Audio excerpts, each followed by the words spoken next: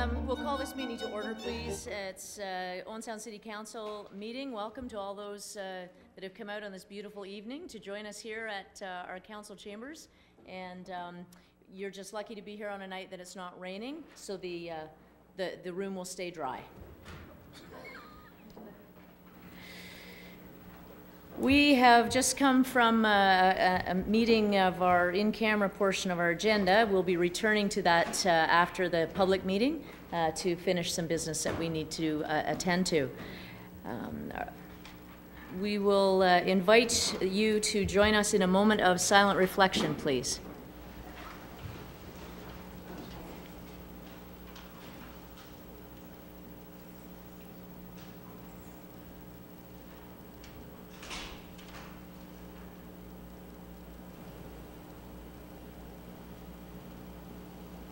Thank you. Any additional items for tonight's agenda?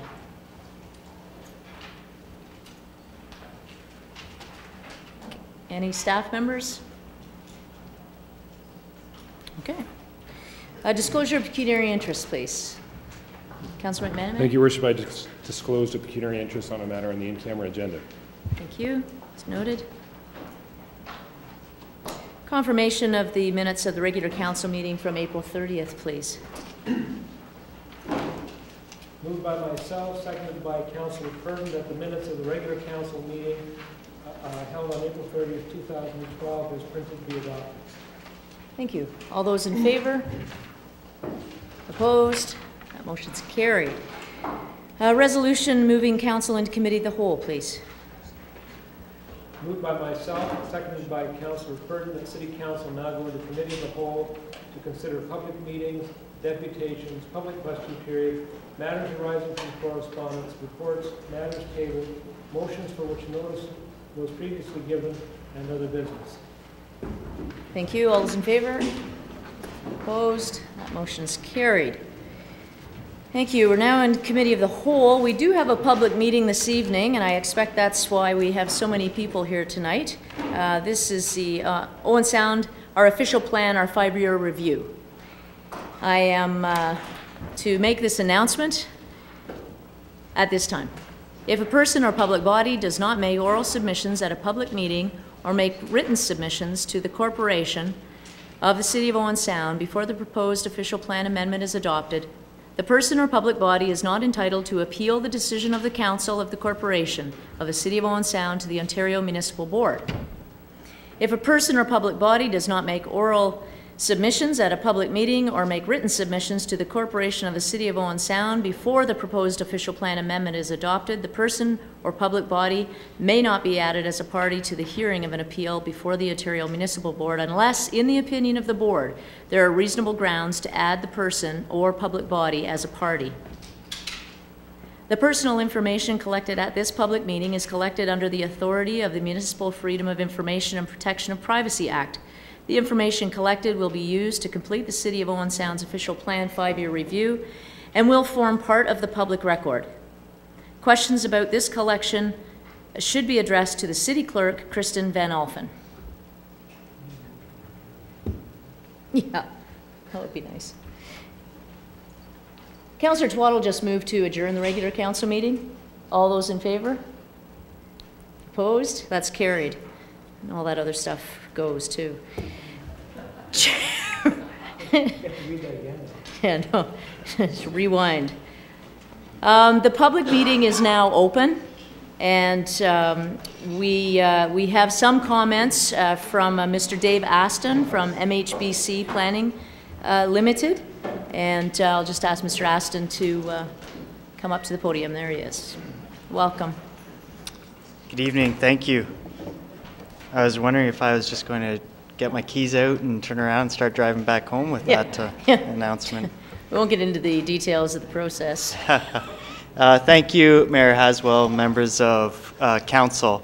I want to just provide a brief presentation this evening on where we're at with the review of the City Official Plan.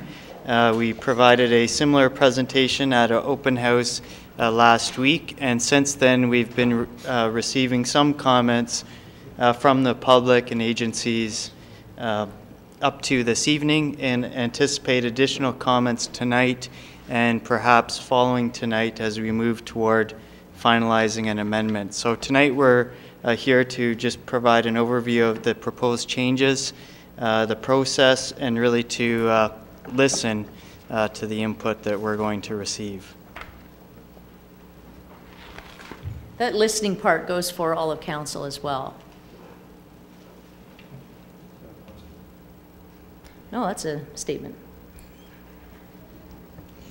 So why is the official plan being reviewed? It's essentially a legislated requirement under the Planning Act, and the city's current official plan also by policy requires that the official plan be reviewed every 5 years. And that's to ensure a number of things: ongoing effectiveness of the plan and its policies and implementation of council's vision, conformity with provincial legislation and requirements, conformity with the Grey County official plan, and it provides an opportunity to improve and enhance any policies that may be received through comments of the public process or through other studies or reports that the county or the city have undertaken to assist with enhancing the goals and objectives of the city. This review is a scoped review, and the scope of the review was identified by committee and council at the outset, and that's the focus that we've had on reviewing the official plan has been based on that scoped review. This just provides an overview of the process and timing.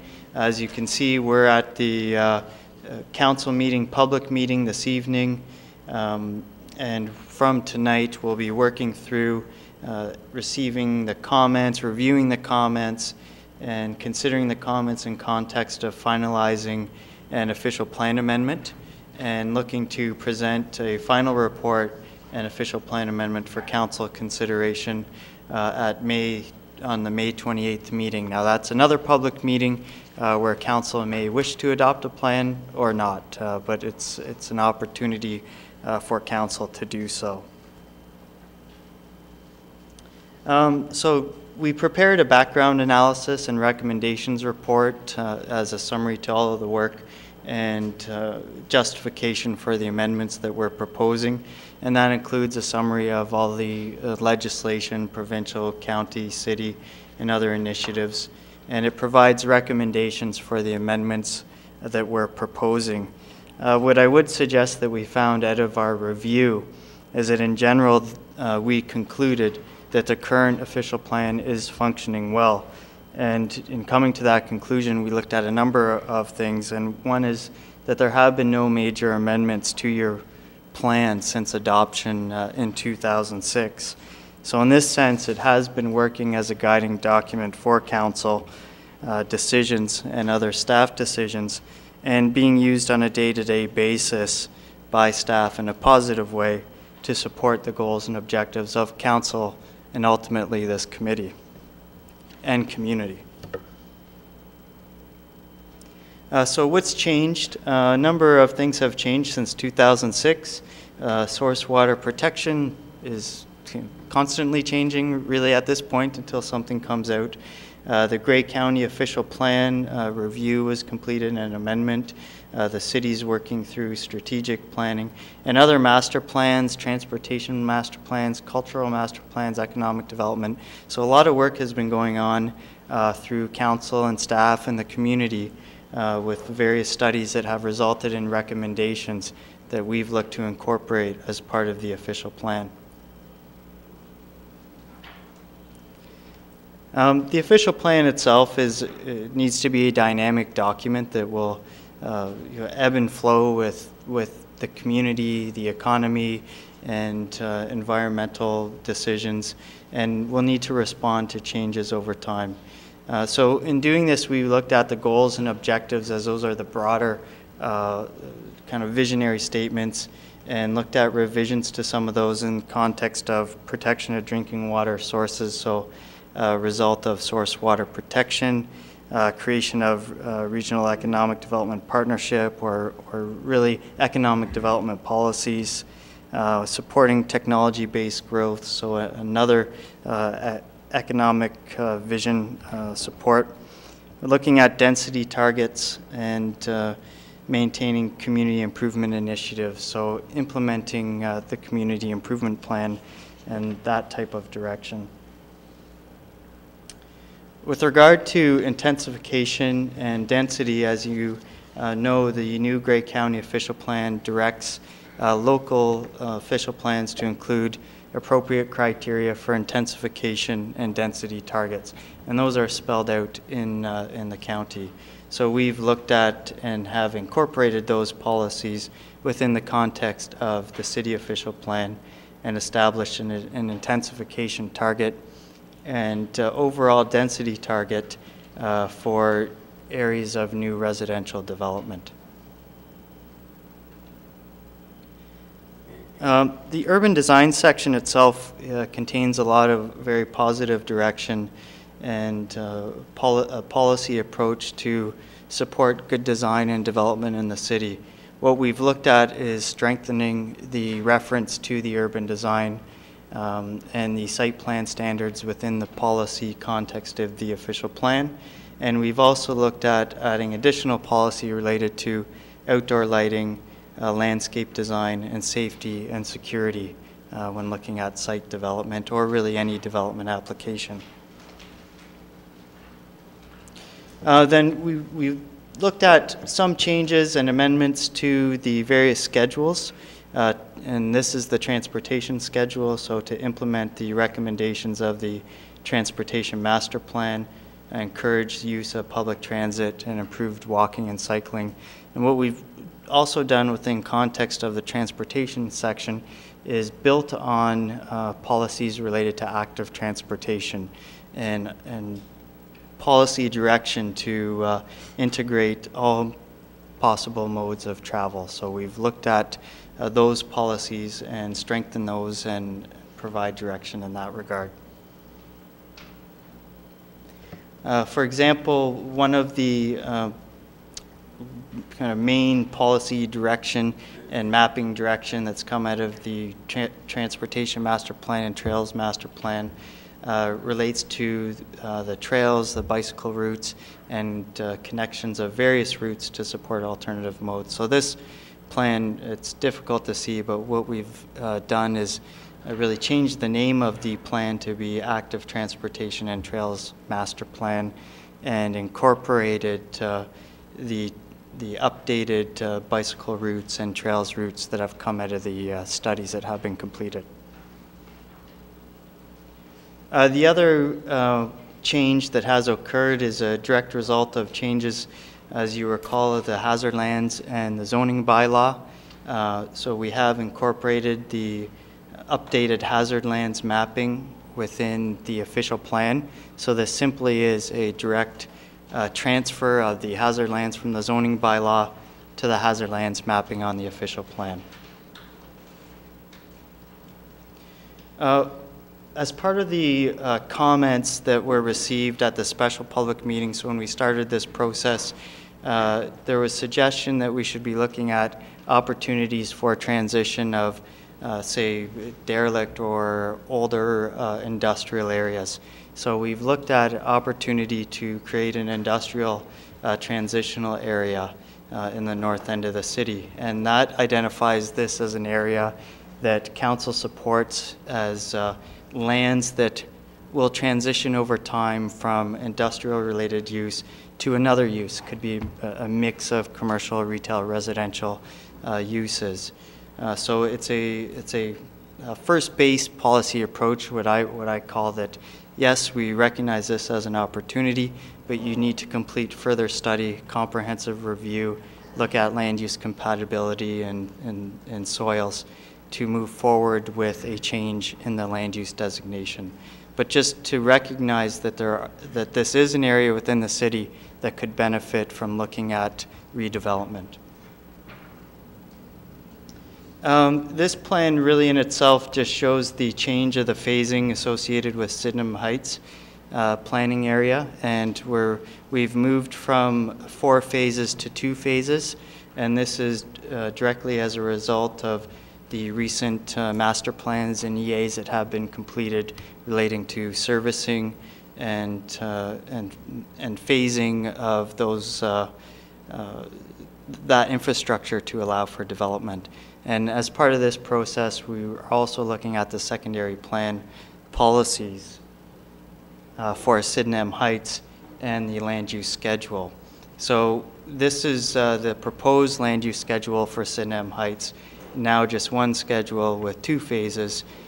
Primarily, all the land use designations in the first phase remain unchanged, and we're looking at designating additional land that was previously in the later stages as information has come available through the servicing studies, the location of the infrastructure such as sanitary trunk services and water services that would allow certain areas to move ahead in a phased approach sooner than what was thought of before.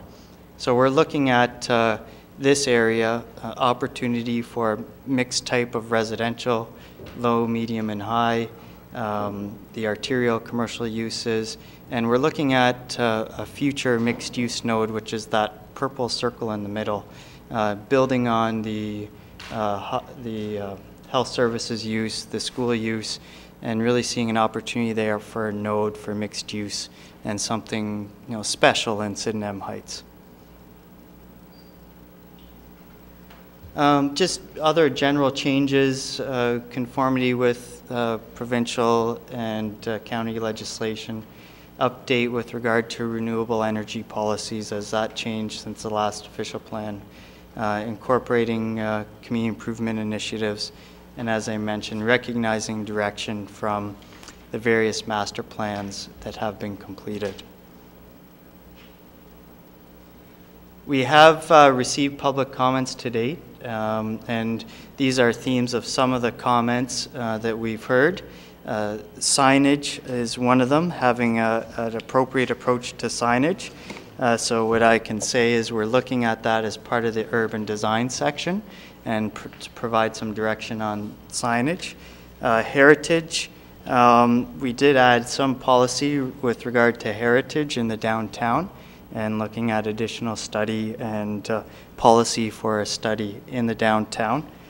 We heard of local food store locations, and we're working with staff in that context, and that may be more of a zoning related or site specific issue than an official plan issue, but it is something that we're looking at. Gray Bruce Health Unit commented on public health assessments, and we're looking to them to provide us with some information to get a better understanding of what that looks like. So we're waiting for that information. And we received some comments on retail and commercial uses in industrial areas. What the plan is doing is looking at putting policy in line with the zoning bylaw that provides a percentage of retail and commercial uses that are permitted within industrial areas with other permitted uses. And since we did this, we've also received comments from the Chamber of Commerce, which we're looking through. First glance, I don't see any major issues. A lot of good support for the policies that are in place, and some very good direction for thinking as to other policies that we could consider or build on what exists. We received today comments from the Conservation Authority. Again, detailed technical comments that we'll be working through with them. We have met with county staff. No major issues there. Staff were very supportive of the policy direction related to intensification and density and the approach that's been taken to implement that direction that they have. And we've also received comments from the NEC, and they have some suggestions for policy wording. In conclusion, their comment was that there's no conflict with the NEP, so there's no concerns coming out of the Niagara Escarpment Commission. Where do we go from here? We are requesting comments for tonight. There's still opportunity for comments, and we're looking to revise the draft official plan amendment based on the comments that we received, as I mentioned, to present a final report on May 28th, and then council will then have a consideration of what we present. And if you have comments and would appreciate them tonight, to hear from you, and if not tonight, there's opportunities here to support. And what I would say is the city's done a great job on the website. If you go to this section on the website, you can just see the comment section and type your comments right into there, and those get delivered directly to staff that then are delivered to us for review. So the website is probably if you can get there, is the easiest way to provide comments. That's my presentation, and happy to answer any questions, but looking forward to hearing comments this evening. Thanks very much. And comments from Director of Community Services. Thank you, Your Worship. Just a housekeeping issue. I am circulating a sign-in sheet. If people could put their name and their email address, we'll be able to stay in touch as the process moves along. I apologize for not having it at the door. Okay. We'll now move to hear comments from the public. I would just ask when you come up to the podium, if you could just give your name and address for the clerk, and then we'll come back to comments from the clerk. Yes. If I may, just in advance of the public comments, Thank you. I will advise council and the audience that our notice was circulated to the prescribed bodies. It was posted in the Sun-Times and posted on the city's website. The comments that have been received were circulated to council and to the media for their review, and they were included on the council meeting agenda. As Mr. Aston mentioned, subsequent to the agenda, we received comments from the Niagara Escarpment Commission, the Chamber of Commerce, and the Grey Sauble Conservation Area. And tomorrow we will republish our agenda with those comments so that the public has an opportunity to take a look at them. Thank you. And we'll now invite any members of the public who are here to speak to the official plan review to come forward to the podium. If you could just give your name and if you're representing an organization, who that might be. Welcome. Good evening, Your Worship, Warden Wright, councillor members. I'm Joanne Horton. I'm the current president of the Owen Sound in District Chamber of Commerce. I understand that our email made it through successfully with our comments to Madam Clerk, and I'd just like to highlight a few things here. So as the voice of business and in the spirit of trying to foster economic development and growth of business in Owen Sound and District, we wanted to provide some comments on the 5-year review of the official plan. And I'd like to start by saying in general that the Chamber is supportive of the comments that have been made thus far in the planning process by MHBC planning consultants. And since we're a volunteer board, in order to provide some more detailed and considered comments, we enlisted the assistance of Mr. Stredwick, who is here this evening, to help us in making some comments about the plan review process. And in the event you have any detailed questions, I may be asking him to join me at the podium. So downtown is, the center of a city, and not only does it benefit our members who live and work in downtown, but it benefits our business community as a whole. And in the spirit of that, we've kept the focus of our comments in relation to the downtown core. In relation to downtown as a place for social, recreational, and cultural events, we're encouraging the plan to take into consideration that downtown should be a pedestrian-friendly place, and that pedestrians should have the right of way. We would ask Council to consider creation of a pedestrian walkway and green space across First Avenue East and on the east side of the Sydenham River. We also feel that the harbor is one of our wonderful assets, and we would look to further develop the links between our harbor front and our downtown core so that visitors and residents alike will move in between. in the downtown core that in relation to development or redevelopment, that there be a policy that would grant some relief to developers who would provide public space as part of their development project, be that in the form of parking, washrooms, or water access.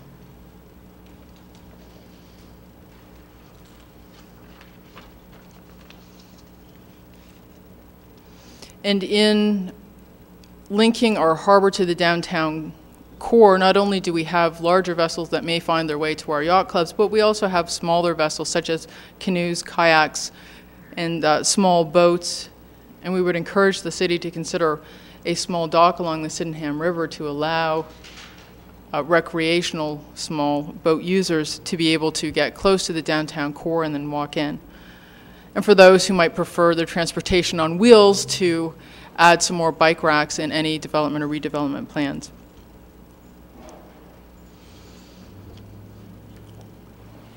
Parking is a key not only to the harbor but to downtown, to allow people to use our downtown.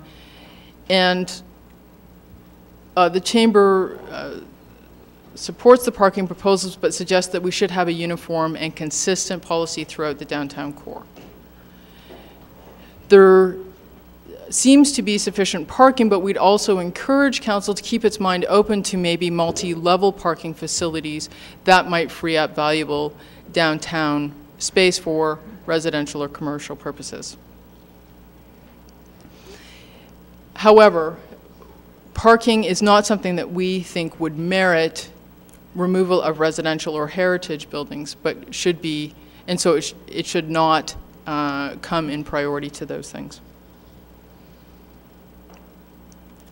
We are fortunate to have an area where we have wonderful local heritage, and the comment was made earlier about the signage, and we would encourage the city to look at the existing signs to ensure that we're taking full advantage of the different types of heritage and facilities that are available, so that residents and visitors alike are familiar with them. So that is an overview of our letter that you received. If there's any questions, otherwise those are our comments. Thank you very much for your comments. Thank They're you. duly noted. Thank you. Are there any other members of the public here this evening to speak to the 5-year review?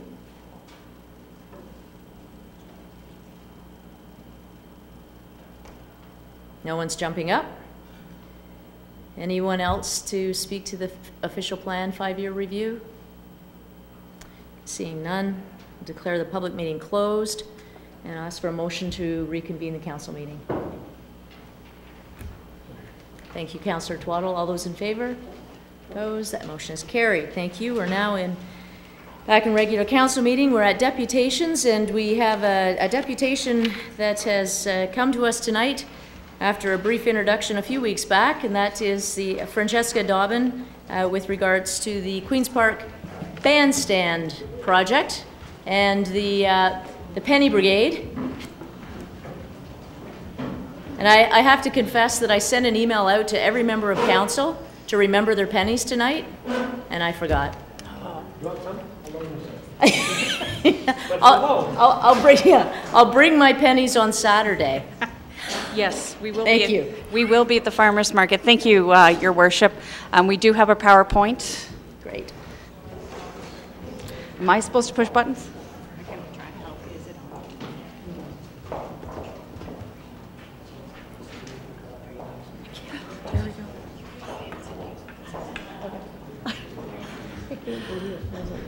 Thank you. I thought I'd walk you through what the elves have been up to in the sunrise that is at Queenspark. So this was the former bandstand. And the first thing we did on April 4th is when we started, we took the shingles off. They had to go up to Miller's in a separate dump run than the rest. So that was the first sign that things actually were starting to happen on site. And then April 9th, the backhoe showed up and it was demolition day, and it didn't take long to bring it down.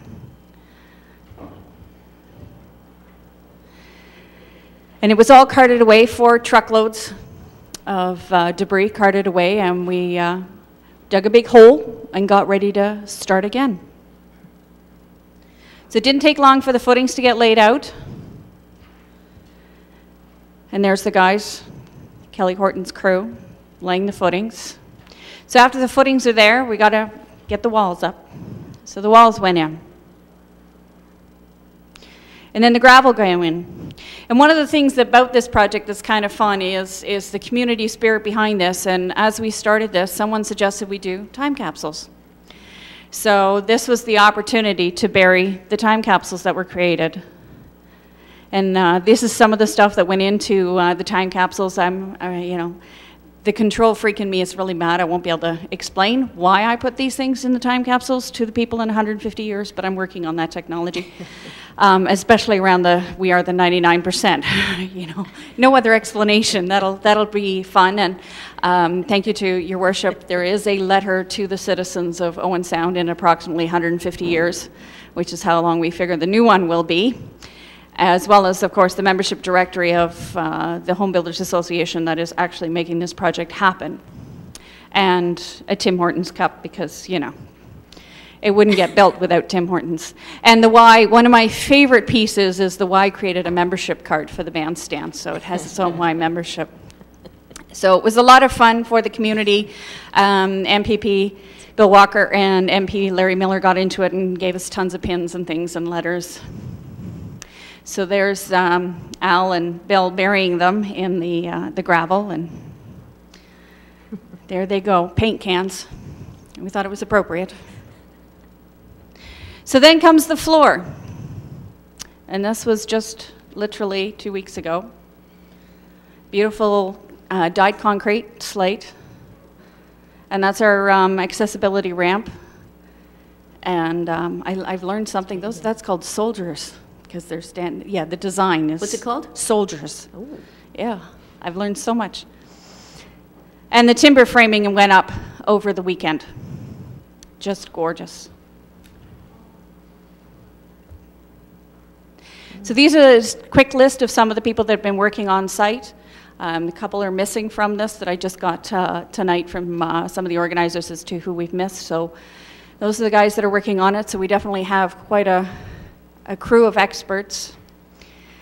And again, this is our 1 million pennies drive. We're trying to raise $10,000 to pay for this event. As much as everything's been donated, as much as possible, there are certain things that we just simply cannot get donated, and we just have to purchase. So we're working towards the 1 million pennies, and I think we're at 40,000, 400,000. I can't do math. Wow. So we're getting there, and we're getting to be really quick at rolling. And I figure I'm going to release a workout DVD on carrying pennies, because $25 weighs about 15 pounds. So I took 100 pounds of pennies across to Meridian, which is our penny bank, and they're changing it all out so that city staff don't look at me. What do you want to do? And our grand opening, we've rescheduled the grand opening for June 30th. We had a very, very ambitious timeline looking at the May long weekend, and the recent rains put us behind schedule, and 1 or 2 supply issues for some of the materials. So we're looking at June 30th. We'll start our celebrations at 10 a.m. I know we have the city bands confirmed. We have a lot of people that are anxious to come and perform in that bandstand. People are itching to get inside the fence and play. So we encourage you all to put this on your calendars and join us in the celebration of this amazing community project. So if there's any questions, we'll take questions now. Thank you so much. This is such a great project. It's such an amazing thing. Congratulations to you and to your crew. I know there's many. Oh, there's a lot. And that have just stepped up to the plate and pulled this together so quickly. It really is quite staggering how quickly this all came together. And I think the flooring, the pressed concrete, it's absolutely gorgeous. I was over the other day, obviously before the timber frame went up, because I haven't seen that yet. It's beautiful. So congratulations and thank you so, so much. This is just another example of what a great group of volunteers can accomplish when they put their heads together and work with the city. Staff moved quickly, and I know that you and your group moved very quickly. So to everyone, hearty congratulations. I'm sure some of my colleagues here would like to speak as well. Councillor Adair. Well, thank you, Your Worship. This is certainly an amazing project. I was commenting to someone the other day that if the city had taken on that project, we would still be in the design phase and would probably be arguing over what color the shingles should be. So it's quite amazing what can be done with a dedicated group.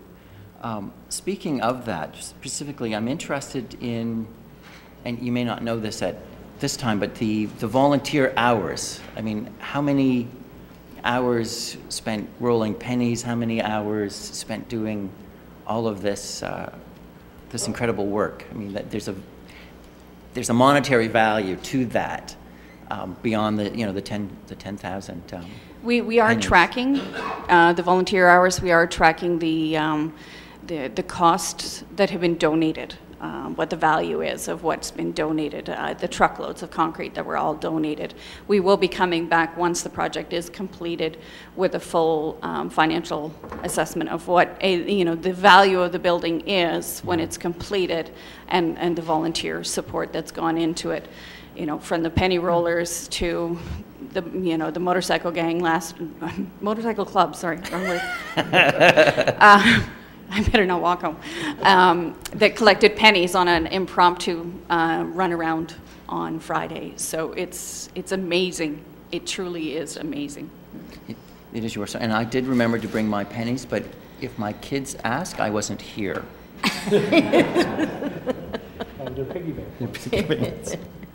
Councillor McManaman. Thank you, Worship, and I would echo all the comments that have been made. So one question I had, Francesca, just to reiterate, if people at home are watching and they have pennies they'd like to donate, what should they do with them? Pennies can be dropped off here at City Hall. They can be dropped at the United Way. Phoenix Bookstore has a jar. The Ginger Press has a jar. Buzz Inkby has a jar. You can get a hold of us through the United Way if you want those paper pennies, which are much lighter. We can certainly make arrangements to take paper pennies in various forms. I know we have, the Sun-Times ran an ad for us as a donation, and that's resulted in lovely paper pennies. And there's always a bucket. And we will be at the farmers market on Saturday. We've had great support from Tom and the farmers market running a booth there, so you can always bring them by Saturday morning to the farmers market. Councillor Lemon? I hope in the plan somewhere there's going to be a plaque on that to commemorate this, because I think this is, I was really depressed when I left council and the decision was to let the building go, and I was really pleased when somebody in your group stepped forward to save it. And I go past it all the time and I watch the steps. And I think it's going to be a great asset for the library, the art gallery, the community of Owen Sound, the city band, Festival of Northern Lights. Everybody's going to benefit from this. And thank you and your volunteers. It is just terrific what has happened. And sort of the mantra of Owen Sound, the volunteers will do it. And that's been true in so many different cases around this community. We wouldn't be Owen Sound without our wonderful volunteers. Absolutely. There will be a plaque. One of the things we had to work out with the rebuild was the panel from the Festival of Northern Lights. So we've actually built a platform, and there will be kind of more of a more aesthetically pleasing way of doing the panel. So on the back of this little concrete wall will be the panel for the Festival of Northern Lights, and on the front will be a plaque, because it's got to be pretty. Good. Thank you. Councillor Burden. Yes, thank you, Francesca, and to all of the Building Association and all the volunteers. Just echoing what Councillor Lemon was saying, there was a discussion about, well, nobody uses that band shell anyway, and I immediately thought of my kids dancing there and playing there, and And this investment in public space is so important, and really thank you and all of your volunteers for taking that up so that we have these public spaces for however the community is going to enjoy it. And I know we're all going to really, really enjoy it, so thank you. One of the things from the time capsule endeavor, we received a numerous collection of pictures from the library, from the art gallery, all using that space. So it's well used. I think people just use it because it's there. Nobody necessarily books in to say, hey, I want to use it today, but it's quite well used. And the number of people that stop, especially demolition day, and we're very upset, and we're like, no, we're rebuilding, it's okay, that it was coming down. So I think it's well used. Well, and I think you've hit the nail on the head when you said that it's a great public space, and it's not programmed, and it's not booked, and it's not rented, and it's just a great gathering spot. And I think that's the key to the success behind this, as well as the great volunteers. So I thank you again, and encourage everybody to bring out their paper pennies. Thank you. Thank you. Cheers. I'll ask if Jason Wepler and Miguel Mann from the Grey Bruce Health Unit, did you want to come and collect the pennies while our friends from the Health Unit are getting their technology lined up?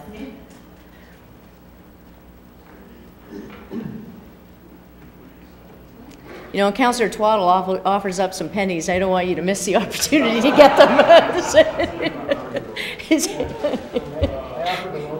Yeah.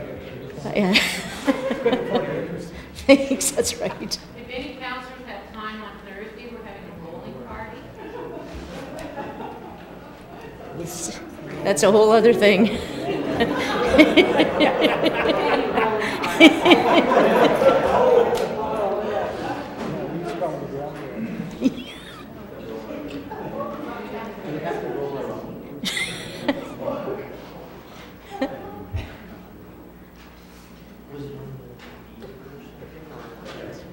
Our next presenters are going to speak to us about tobacco enforcement as well as smoke-free outdoor spaces.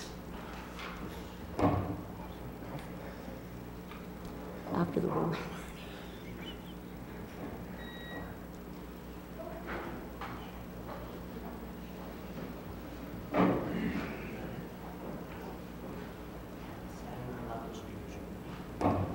Is it 100 degrees in here? I don't know if there's any way to turn a fan on or open a window, pump in some oxygen. Thank you. Okay, we'll get back to the meeting. Thank you very much and welcome this evening. Thank you, Mayor and members of Council. Very busy agenda tonight, so thank you for accommodating this presentation. My name's Jason Wepler. I'm a health promoter at the Grey Bruce Health Unit, and I brought with me a colleague of mine, Miguel Mann, who's a tobacco enforcement officer, to help speak to the initiative we bring to you tonight. And we're just going to start it off with a short video, so hopefully the technology will cooperate.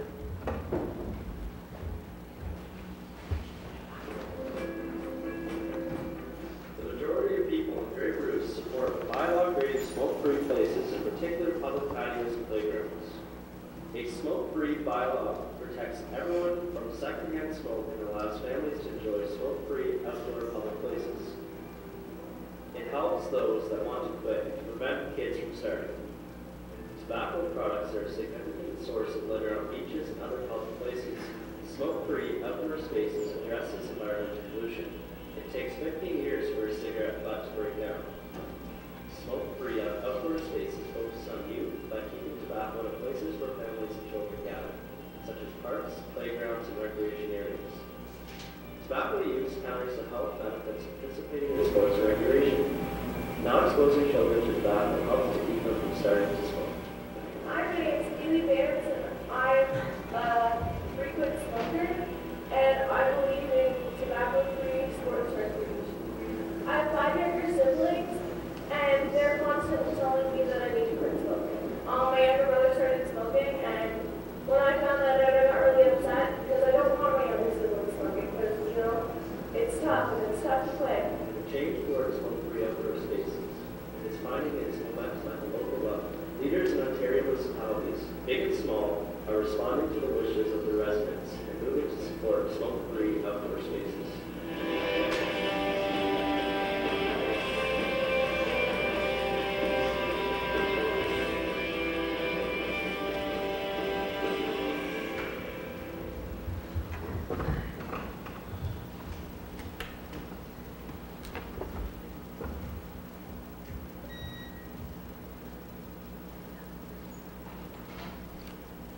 So just to give everyone a real quick history lesson on how this initiative has transpired, this was a proposal that went to the Board of Health back in August of last year. The Board of Health at that time did support the initiative by passing a resolution which was circulated to the 17 municipalities in Grey Bruce. Since that time we received some feedback, and in February of this year Dr. Lynn, our Medical Officer of Health, did present to Grey County Council about the initiative. And at that time, the Health Unit was directed to draft a bylaw which was to be shared with the Corporate Services Committee. That committee made a few changes to what we had proposed, but did endorse this and sent it back to Grey County Council, who did support the draft bylaw on May 1st. So that kind of brings us to the presentation today.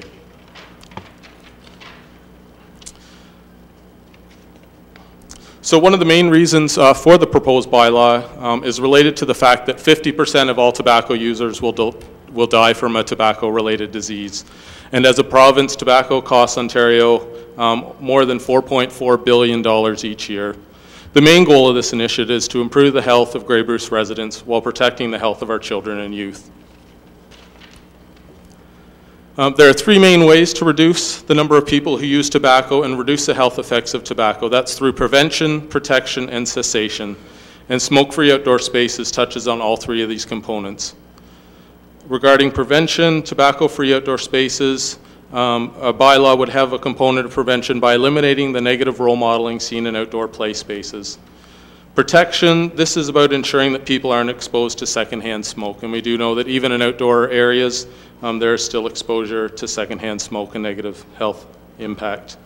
And through cessation, an outdoor spaces bylaw has been proven to help people quit by reducing the temptation associated with having smoking and smokers around you.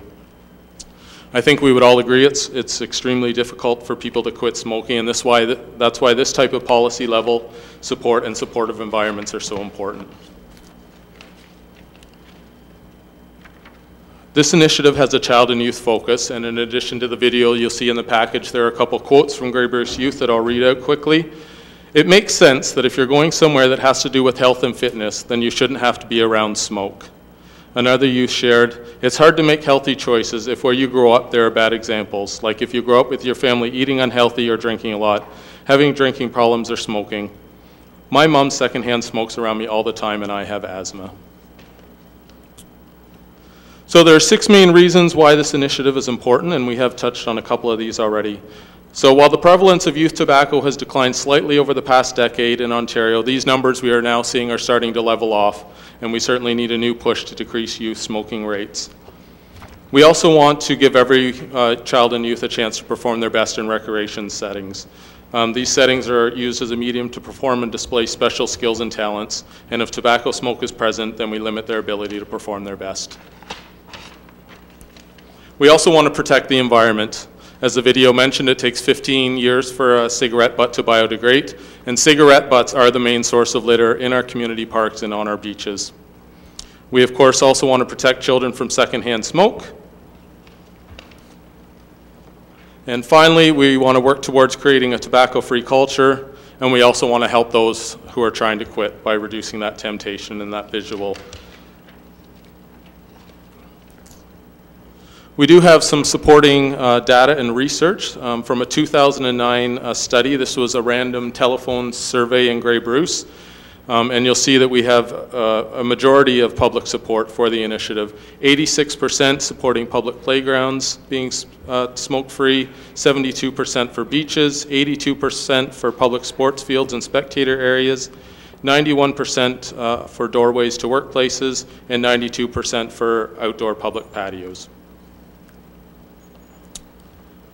We do have a number of policies currently in Grey County, and that includes the city, of course, has had a policy in place for the past couple years, so certainly leading the way. Thank you very much.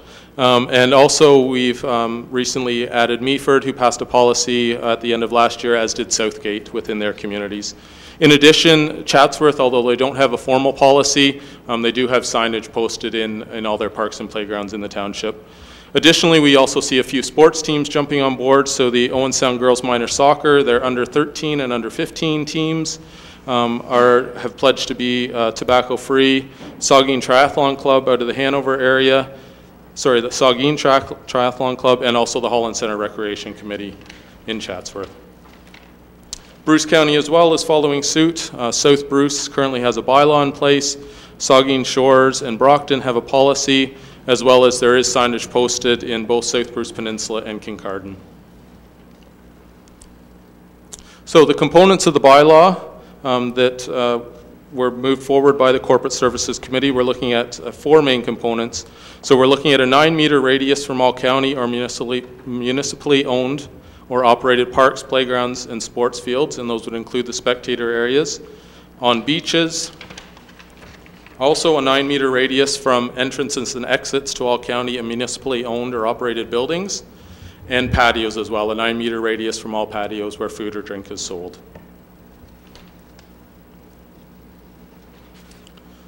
We do have a little bit of feedback. Woodstock was one of the first in Ontario to pass a smoke-free bylaw in their community, and they've done some evaluation since that time. And 1 year after the bylaw, they found that the majority of smokers, about 73%, and non-smokers, 92%, supported the bylaw. A third of the smokers interviewed felt that the bylaw helped them reduce the number of cigarettes that they smoked, and they found that there was no impact on the way people used any of the facilities under the bylaw. I'm going to pass it over to Miguel now just to speak briefly about the enforcement aspects. So clearly enforcement would be part of the bylaw, and what we know is that the bylaw would be most effective if we can combine proper signage, really good public education in advance of enforcing the bylaw, combined with the enforcement part. We're suggesting about a 6-month lead time to do that education part so that people are aware that the change is there and can plan and prepare for it. And the health unit would be part of that enforcement in that we have 2 tobacco enforcement officers who could assist with that. We also have 18 public health inspectors who are out and in the community and at special events and at these areas who could also be part of that enforcement and education portion. The public health unit is also involved with a lot of large events. We're there anyways, so it would be a good opportunity to piggyback with that. As Jason mentioned, Woodstock has had the bylaw for a while. They are not seeing a huge workload associated with the bylaw. We know if education is in place and people are aware of it, most people will comply with the legislation and will butt out in the areas that they're required to do so.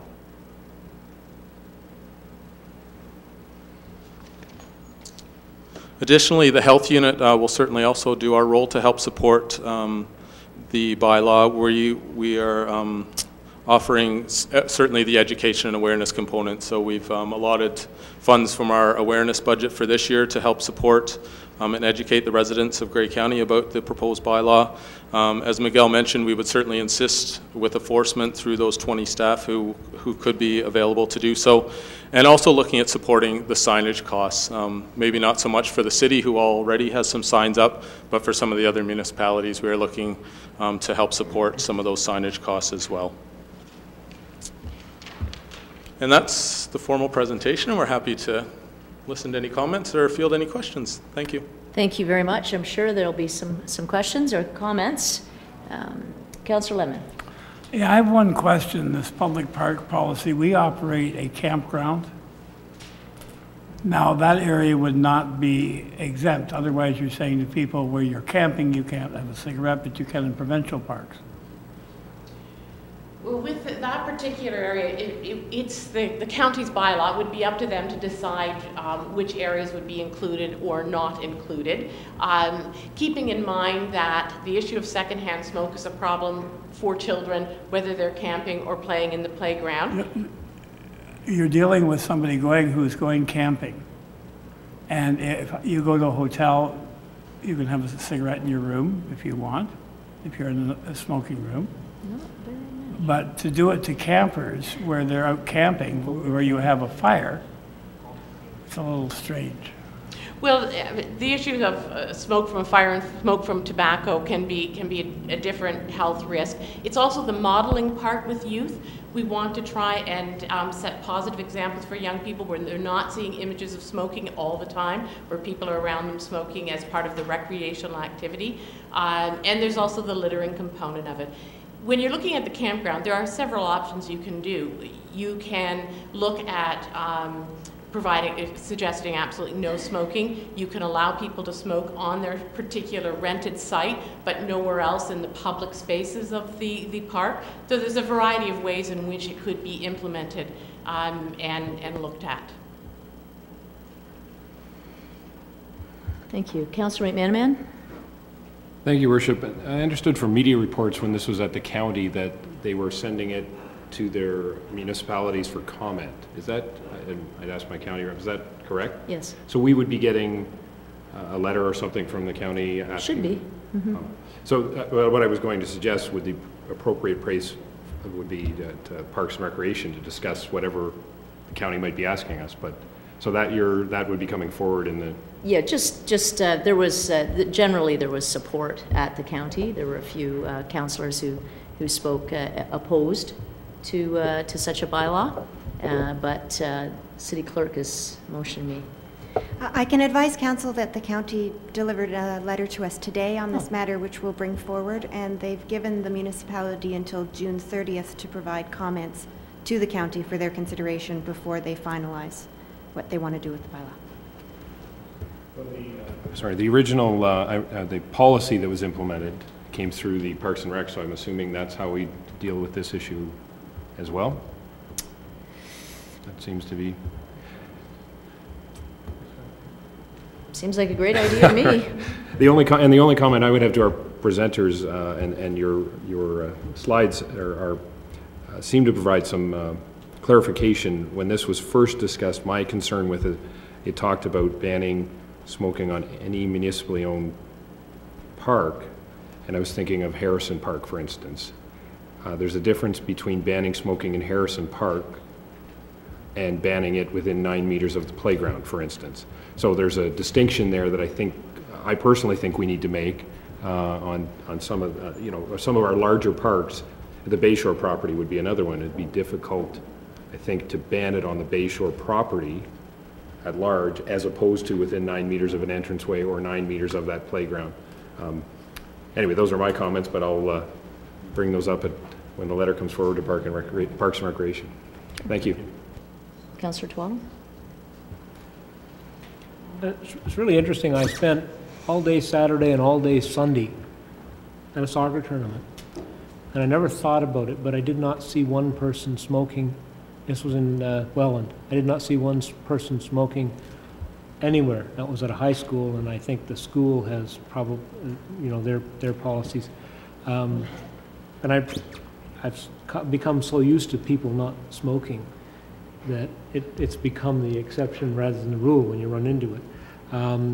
I just wondered whether Councillor McManaman was going to make a motion. The letters that's come from the clerks come through Parks and Rec. I think that would be just to get it on the record. Then it can come back to council. Certainly, that was my intent. Thank you. Great. So we have a motion on the floor. Are there any further questions or comments? Thank you very much. This is one of those ones that I consternate over in terms of regulations and being over-regulated, but I'll continue to wrestle with that as we move forward on this. Thank you very much for your presentation. Thanks. Thank you. Mayor, I have brought a handout for the councillors. May I leave it with the clerk? Absolutely. My contact info, as well as one of the program managers, is on here, so if you have any additional questions that you think of later, feel free to contact us. Thanks very much. Motion on the floor. Any questions or further comments to the motion? All those in favor? Opposed? That's carried. Thank you. We're now at a public question period. Are there any members of the public here this evening that would like to ask a question of council. Yes, please, if you could just step up to the podium and just state your name and address, just for the clerk, for the record. Thank you. My name is Patty Marr, and I own and operate a business downtown in Owen Sound. Thank you, Your Worship and councillors, for taking my question tonight. My question is, what is the city's position on the proposed new soup kitchen in downtown and the negative impact it will have on downtown businesses, while in fact there are already 3 existing facilities in place to do this, the CMHA, Victorious Living, and Safe and Sound? Well, I can give you a bit of background in that city doesn't really have a position on that. Okay. What I can say is I'm aware that tomorrow there are 2 or 3 public meetings that have nothing to do with the city, that are being held by the folks who are talking about putting the soup kitchen, getting it up and running. There are 2 meetings, one at 1 o'clock and one in the evening, I think at 7 o'clock at the First Baptist Church, and a 7:30 breakfast, which I understand has been more by invitation only. I'm not sure where that's being held. But at this time, the city, we certainly, provided that there are proper zoning and so on and so forth, we have not been approached officially in any way to take a position on this. Okay. Thank you for your question. Okay, thank you. Thanks. Any other members of the public here tonight with a question for council? Okay, moving along, we're at correspondence. We have 3 pieces of correspondence which do require some direction from council. The first one is from both of A and B, actually, are from the chair of the Owen Sound Police Services Board with regards to telecommunications tower. Councillor Lemon. Your Worship, in reading this, particularly scary is the dead zones within the city. Sorry. Your Worship, the dead zones within the city for the tower, existing towers, is really scary. It puts our police officers and citizens at risk.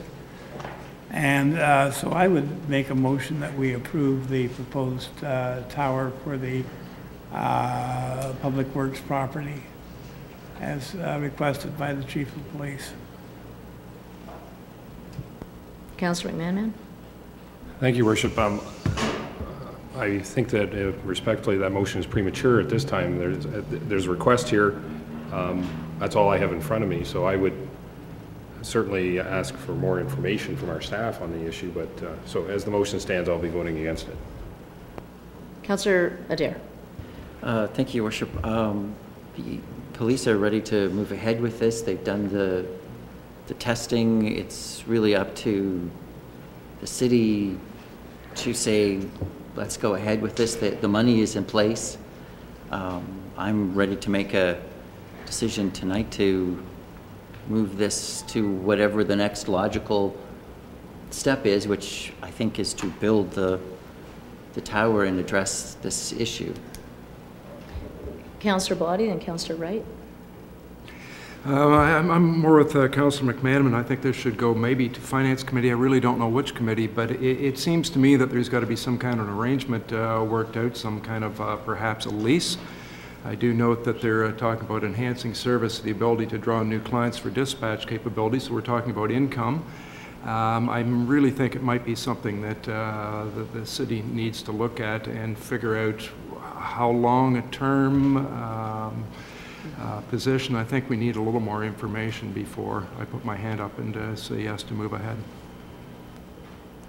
Councillor Wright. Thank you very much, Your Worship. I was assuming, having read the letter that and the tests were already done, that some connection between our operations staff and the police had already gone on and that they were fully aware of what was going on. Would that be correct? Oh, we'll check in with the city manager at this point. Thank you, Your Worship. Well, I think staff certainly support getting better communication. We would also encourage you to send it through the appropriate process, which would include a site plan, a building permit, and review by our various departments to look at the lease option. And probably more importantly, Industry Canada may very well require a permit for this.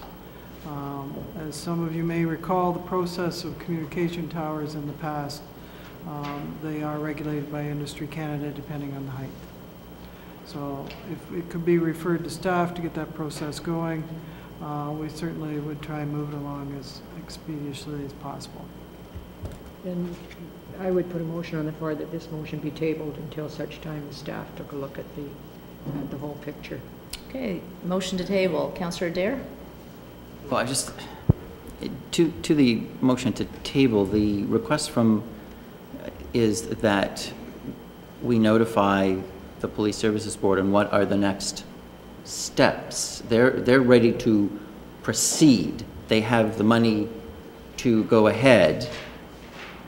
City Council, what are the next steps? So I have no problem with moving to the next steps. I'm not sure that either the motion to table nor the motion on the floor does that, so. Well, Councillor Twaddle, to the motion to table, or we'll just call the vote. No, I was going to echo Councillor Adair's motion that the original motion really doesn't address the request that came from Chair of the Police Services Board. Okay, to the tabling motion, all those in favor? Opposed? I'm in favor of tabling.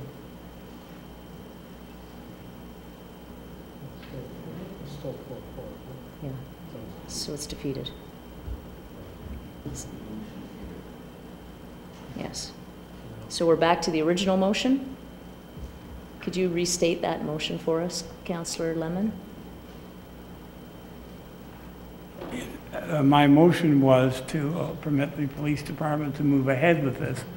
That would encompass having to get an Industry Canada permission, that would include a site plan, and that would include a building permit automatically.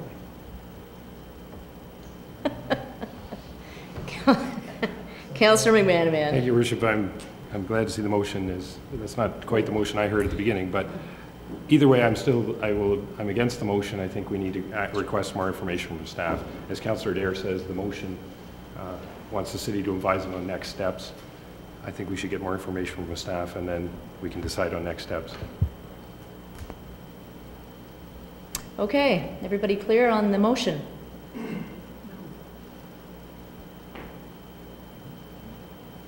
Not clear on the motion?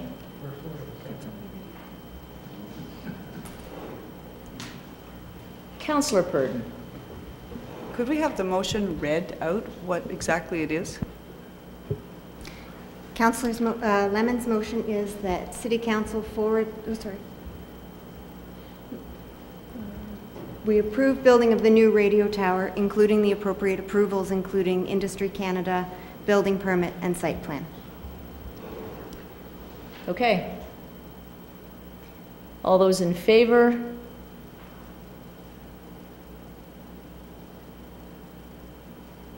All those opposed? Motion's defeated. What would you like to do with this correspondence? Councillor Twaddle. I would move that we ask staff to prepare a report on the next steps required to proceed with the building of the tower.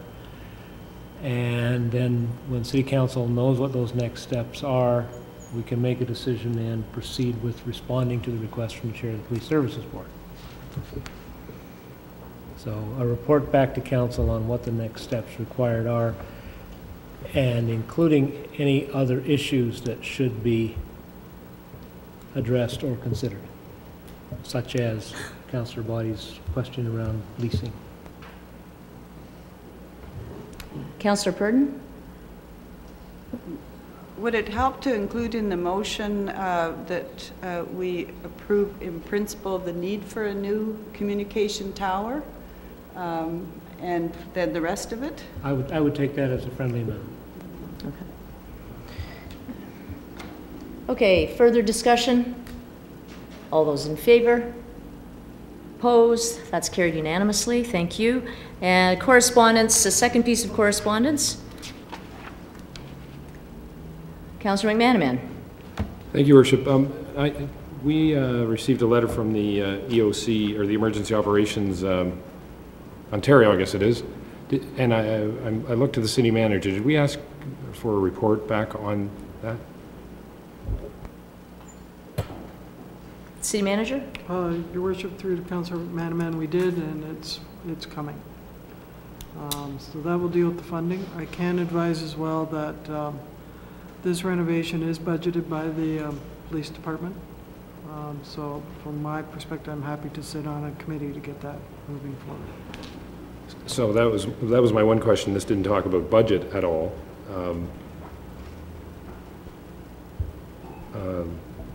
Anyway, that's good. Thank you.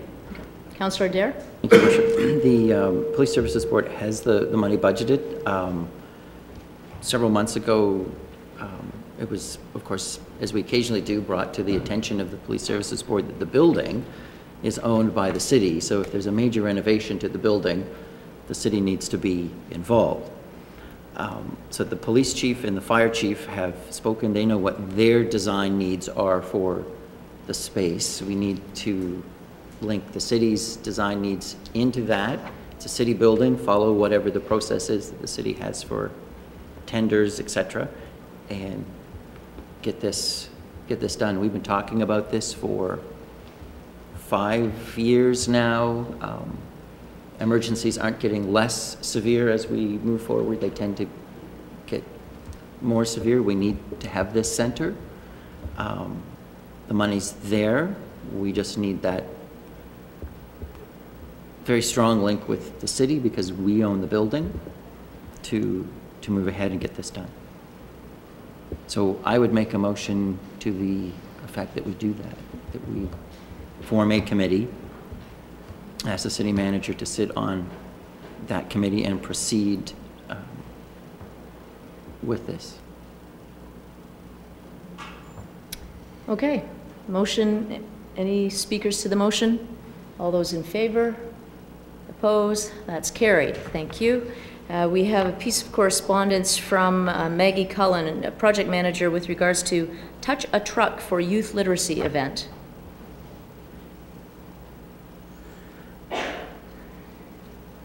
This is an event that's being held on Saturday, June 16th. Councillor McManaman. Thank you, Worship. Motion to receive the correspondence.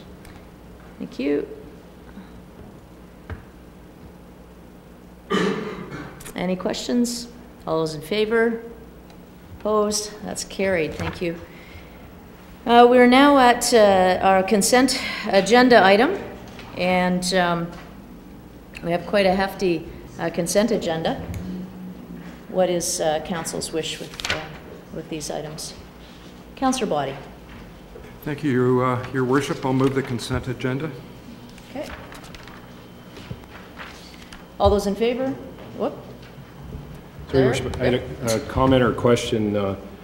The Friends of Harrison Park Community Committee, that's what these are on the consent agenda, correct? My two concerns. One, it talks about closing the entranceway to Harrison to vehicular traffic for that day, and I would personally be opposed to that, so I guess I'm just stating that to the committee members. I don't think that's a very good idea at all. Sorry, I should have started with, I think it's great that this volunteer committee, Mr. McDonald, who was here, anyways, chairing the committee, and a number of people have come forward, and that's great, along with our current councillors on there, to make this event happen. I'm just stating that I don't think closing it to vehicular traffic is a wise idea, so I don't know what to, other than that. My second point would be a discussion around transportation. When this was raised the last time, at least 4 members of council discussed the issue of busing and the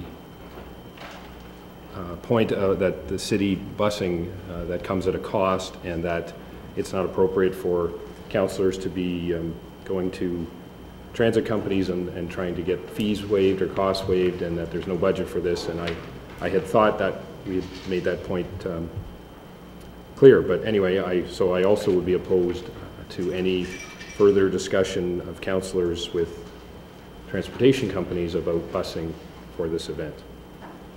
Okay, there is a motion on the floor. I'm going to go to the mover, Councillor Boddy. I think maybe if I may, given Councillor McManaman's comments, if I could move the consent agenda, save and accept number 15 on that list that we can set aside for now to discuss.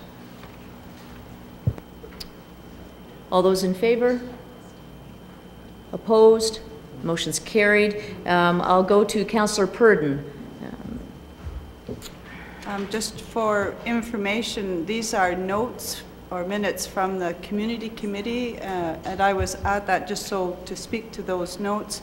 That is a suggestion on transportation that we will be sending as a committee from the chair, Richard McDonald, a request to council in terms of the transportation. And the idea was not to close the road, but to limit traffic to the people who are using the campground and the restaurant, and any other vehicles that need to go in and out, but to try and minimize the number of people who are traveling in private cars to the event. So that we will be sending a letter for council to consider. Thank you. Councillor Lemon, you had your hand up. I was going to say essentially the same thing, and there's also been discussion about allowing persons with a handicap sticker on their vehicle to access. The problem is, very simply put, there's very, very little parking in Harrison Park. And we were looking at numbers, possibly 1,000 people attending, and it would just be absolute chaos. In terms of closing access to a parking or park area, this historically has gone on in Owen Sound quite regularly. Example, Summerfolk, where we actually close the whole beach for any access except for paid access. Whereas in this case, there would be access by canoe, walk, pedal, on a bike, or certainly by the shuttle if that's set up. Thank you. Councillor Adair. Thank you, Your Worship. I am struggling with trying to get my head around the,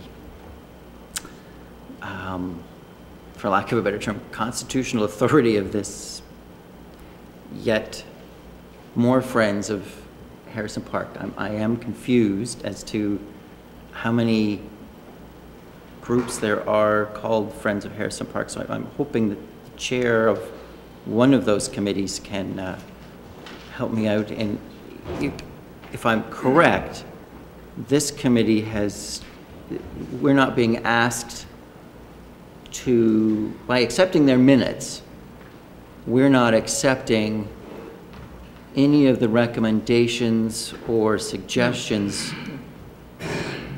in this. And are the members of that committee aware of that?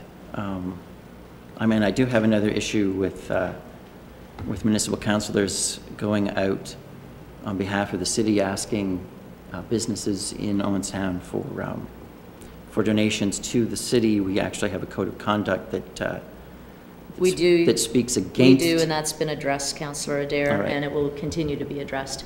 All right. Thank you. Do we have a set of minutes here? We need a motion to continue any debate. The motion is to receive, and just to be clear, Councillor Adair is correct in that by receiving these, it doesn't in any way accept or endorse any of the contents of the minutes. Councillor Purdon?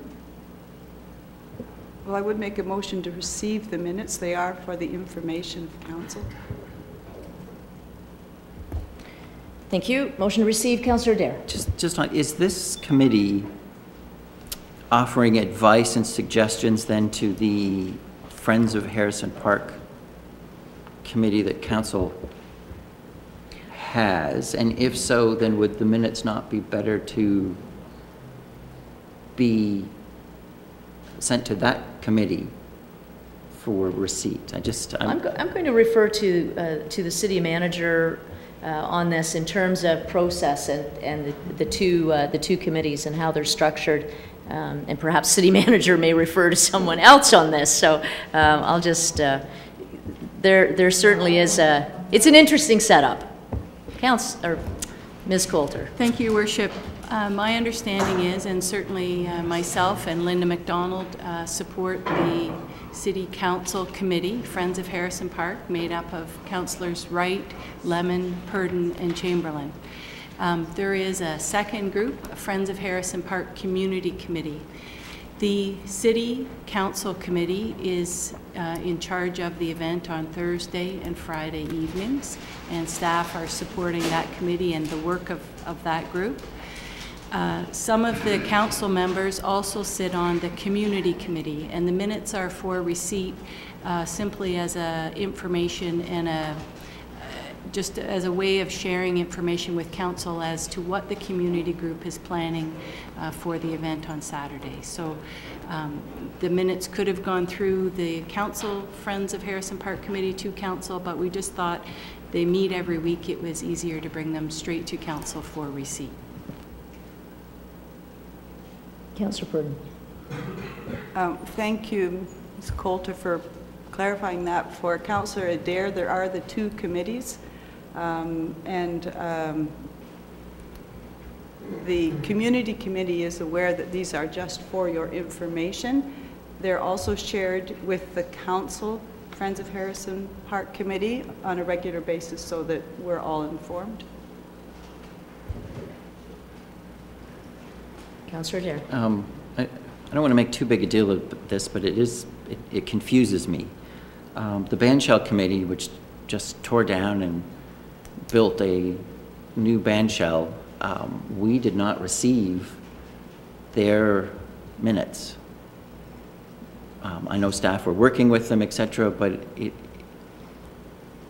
it's just an odd way of doing it. And if this committee is advising or giving advice and recommendations to the committee of council, even though these committees share councillors with the council committee, pardon me for being slow on this, but I'm reading this and this looks like almost the same makeup as the Friends of Harrison Park Committee as opposed to the Friends of Harrison Park Community Committee. So it's not clear to me, and I'm afraid it might not be clear to other people, but I could just be very slow. Well, I don't know that anyone wants to take that on, but with all due respect, Councillor Adair. Councillor Lemon. There are two members of the council committee only on the Friends of, on the community group that are putting on the picnic. And there are about 6 other people from the community, including the chair, who are involved as well. And it was done this way because the feeling was the picnic should be a community event. And so we get the community involved. This is a different situation than the bandshell. And the other thing is we're well aware, and I had consulted with the Director of Community Services today on the approvals process if we do want to restrict access to Harrison Park. And from what was said by Ms. Coulter, the committee that would request that would be the council-appointed committee, and then it would come to council for approval or non-approval. And so that is the process that we'll have to go through. And then it will be the time for eloquent debate. If I could just confirm, Your Worship, I think I had suggested, being as the road closure related to Saturday, that the request would come through Mr. McDonald, the chair of the community committee, to council. Staff could prepare a report and for council's consideration. So I know it's confusing. There's 2 committees with very similar names, so I think it should come from the community committee as it relates to the Saturday event.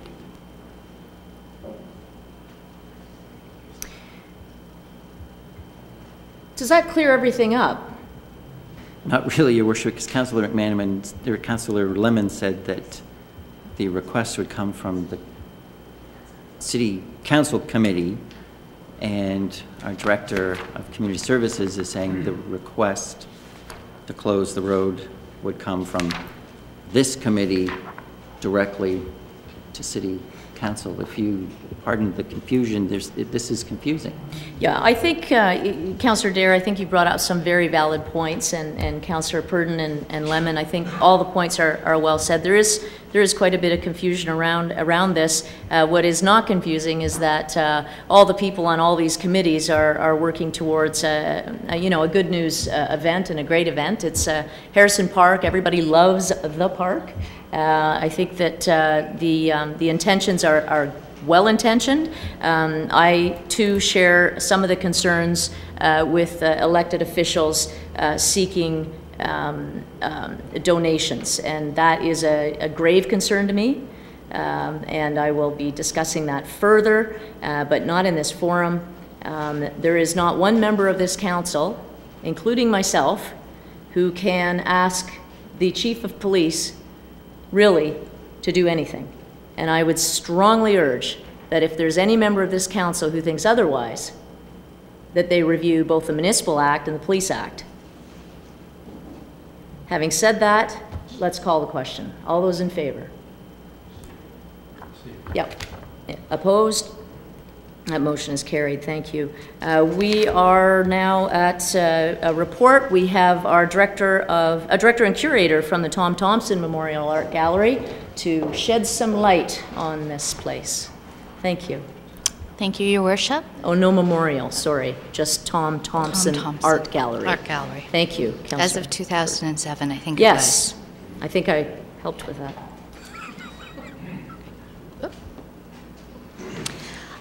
As Council may remember, on March 5th, myself and Mike Uhas did a presentation on the Canadian Spirit Project. And one aspect of it is a number of off-site, site-specific, ephemeral and temporary sculptural presentations. And we would be looking to undertake these August through October. We did a presentation to the Cultural Advisory Committee about this particular aspect of the project in April. The Cultural Advisory Committee supported this. It was recorded in the April minutes, which were presented to Council 2 weeks ago, saying that Cultural Advisory supported it and asking that Council would support it as well. Obviously, Council needs to see what the project involves before we can really get the full support for that. So what we're looking to do are 5 temporary outdoor installations, 5 temporary video projects, and 3 public intervention performance projects.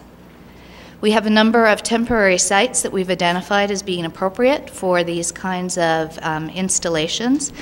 Grey Sauble Conservation Authority and Cobble Beach have already indicated that they would be more than happy to be part of this. These are just some of the possible sites, so not the definite ones that we would be using, but to give you an idea as to where these art projects could take place and really kind of animate the city.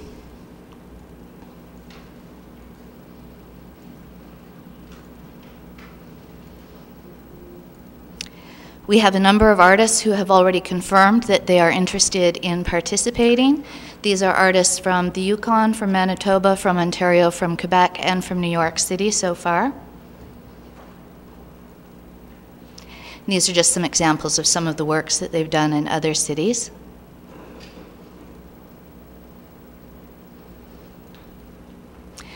We would, of course, be working closely with the Cultural Advisory Committee and reporting to them and working under the guidelines of the public art policy, which was just recently installed in the last couple of years. We would also be working with Ms. Coulter and her department and Mr. Furness and his department where appropriate, and all of the installations and performances would be undertaken with the supervision of Tom Thompson Art Gallery staff. Thank you very much. What a great initiative. It's super, and congratulations to the Cultural Advisory Committee as well. There is certainly a great demand for public art as you wander around the city, and I think this is a great initiative. Thank you so much for bringing it to us. Are there any questions, comments? Thank you very much. We'll look forward to this. Great. Thank you. We have a report from the city manager with regards to bylaw and parking transfer review, page 97. Councillor Adair.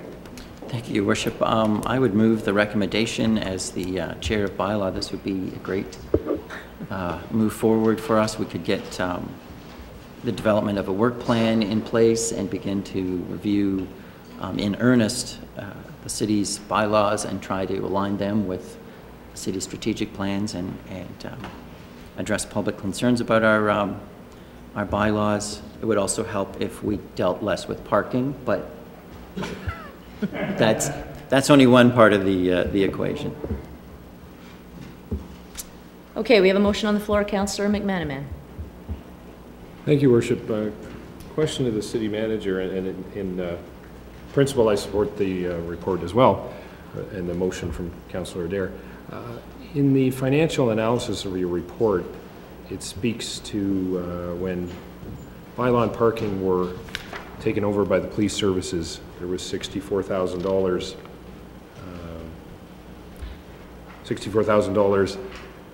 in parking overhead that went to police services. That was for administration by and large. And you discuss that if we're going to fund a new position here at the city, that I forget how you word it, but that would need to be, some of that would need to come back. If I'm phrasing that incorrectly, you can correct me. But I guess before approving this, that's some information I think we should have. And I'm not sure that it's just, and maybe it is, I don't know, but I don't think it's just as simple as saying that we transferred money over and now it's going to be transferred back. I mean, I guess it's all one taxpayer, so, but, so I'm wondering if maybe I'd ask the city manager to comment, and I'm wondering if the motion shouldn't say something about that there needs to be, those arrangements need to be, or we need to hear back about those arrangements before we can approve the position or something like that. But I'd like to hear from the city manager if that's acceptable. Sure. Thank you. City manager. Thank you, Your Worship, through to Councillor McManaman. This is not a straight flow back. This is a new position at the city level that will provide support to the bylaw committee and provide research and reporting, particularly on the city's bylaws. The management of the bylaw and parking department, from particularly a day-to-day exercise, will still be at police services. I am hopeful there would be some savings because a lot of the research component for the bylaw committee would then come back to the city. And I would hope that that would be a savings of approximately $30,000. But I can't tell you that with certainty today. We are suggesting, however, that whatever that increase is, that it come out of parking and bylaw component of our budget, and whether that's through savings in how we provide the service, increased enforcement, or an increase in the amount we charge for parking as set out by the finance director later this evening. That's what I'm proposing. It would not be an increase in our tax rate, but it would come out of the parking budget itself. But it would be unfair to say that it will all come from taking money that is currently with the management of the department over in police services. Councillor McManaman. So that makes sense. At what point could you tell us the amount that would be, because to say it's all coming out of parking, that's for this position, that's fine, but there was, if you're following me, there's $64,000 of work that was sent over to police services, that not all of that will be required anymore. There should be some corresponding reduction over there, and I guess my question then is, so where, at what point would we know those numbers? Again, Your Worship, through to Councillor McManaman, I have suggested to the police chief that that would be about a $30,000 savings, or I guess savings is probably not the correct word, a reallocation. I've had a review of the report with the police chief, but I wouldn't say that we've finalized our discussions in that regard. Councillor And in part, that may simply be we've only been at this for less than a year. There is going to have to be a review again in 1 year's time as set out by council's resolution. And we will see where everything is being allocated more comprehensively at that point. But absolutely there is a current need to provide assistance to the bylaw committee, and that's what this report is largely addressing. I am hopeful that we will see a reduction in overall costs of doing parking and bylaw committee work of approximately $30,000, but I'm not sure that we'll achieve that. So I can't answer definitively today because I don't know with certainty how much of the current manager of parking and bylaw position hours will be saved by having this position. Councillor Adair? I was just going to say that the accounting entry that may or may not be done at some later point, I don't think needs to hold up this position. I would certainly not accept that as a friendly amendment. If the cost of policing goes down by $30,000, then the police would not ask for that $30,000 next year. It's the one taxpayer, as the councillor said. So certainly there needs to be some kind of accounting entry to make sure that costs are properly allocated, but whether you reduce that budget here and increase the budget, over there, it's not going to make any difference at the end of the day. Councillor Having this position will make a difference. Sorry, I cut you off, I think. You finished there? Okay. Councillor Body? Thank you, Your Worship. I think it's always much healthier in any community when the police force isn't expected to write the bylaws that they have to enforce. It's just jobs should be parted, and they shouldn't have the responsibility of writing the bylaws. It's just not a good idea. I note that we have something like 70 regulatory bylaws. Some of them go back are as old as some of us around here. And they're probably a little dusty and need a good review. A full-time employee would be good for doing that and for moving us forward on it. I do have some concern about the cost of it, and gee, I'm following Councillor McManaman around all over the place tonight. I have some concerns about how the money comes back from the police services. However, I hope we can work that out. Councillor Twaddle? The recommendation asks for direction on whether this would be a permanent or a contract position. The motion doesn't address that, but I wanted to ask the city manager if it were a contract position, how long a contract would you look to? I'm assuming that if it were a contract position for a fixed period of time, it would then be reviewed at the end of that period to see what was required going forward. I just wondered because I certainly would support it as a contract position. I would feel better than just making it permanent when there are so many questions that can't be fully answered. I just wonder what you think would be an appropriate length of time for a contract position in order to be able to review it.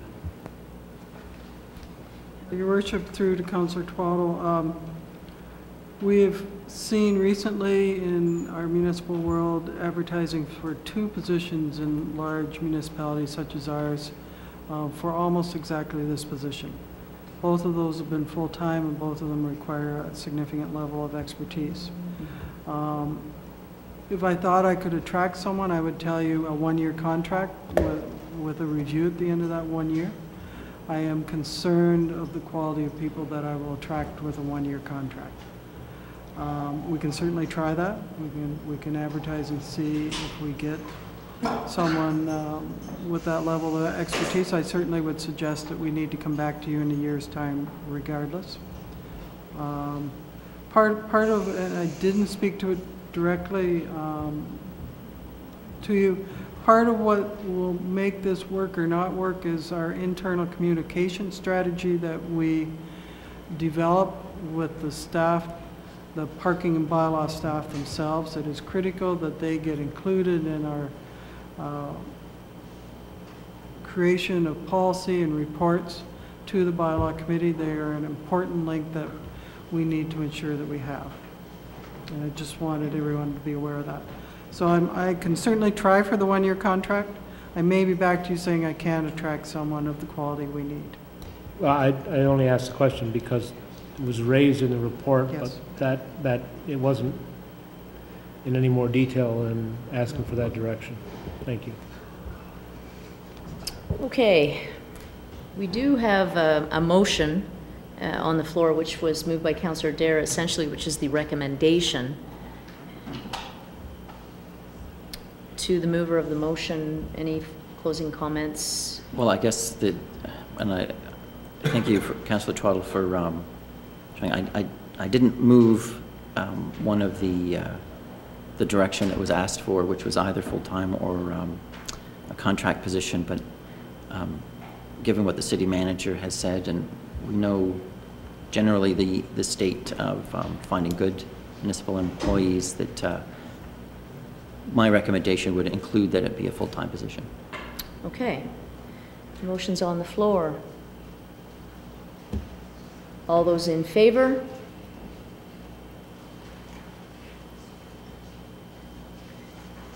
Four in favor. Opposed?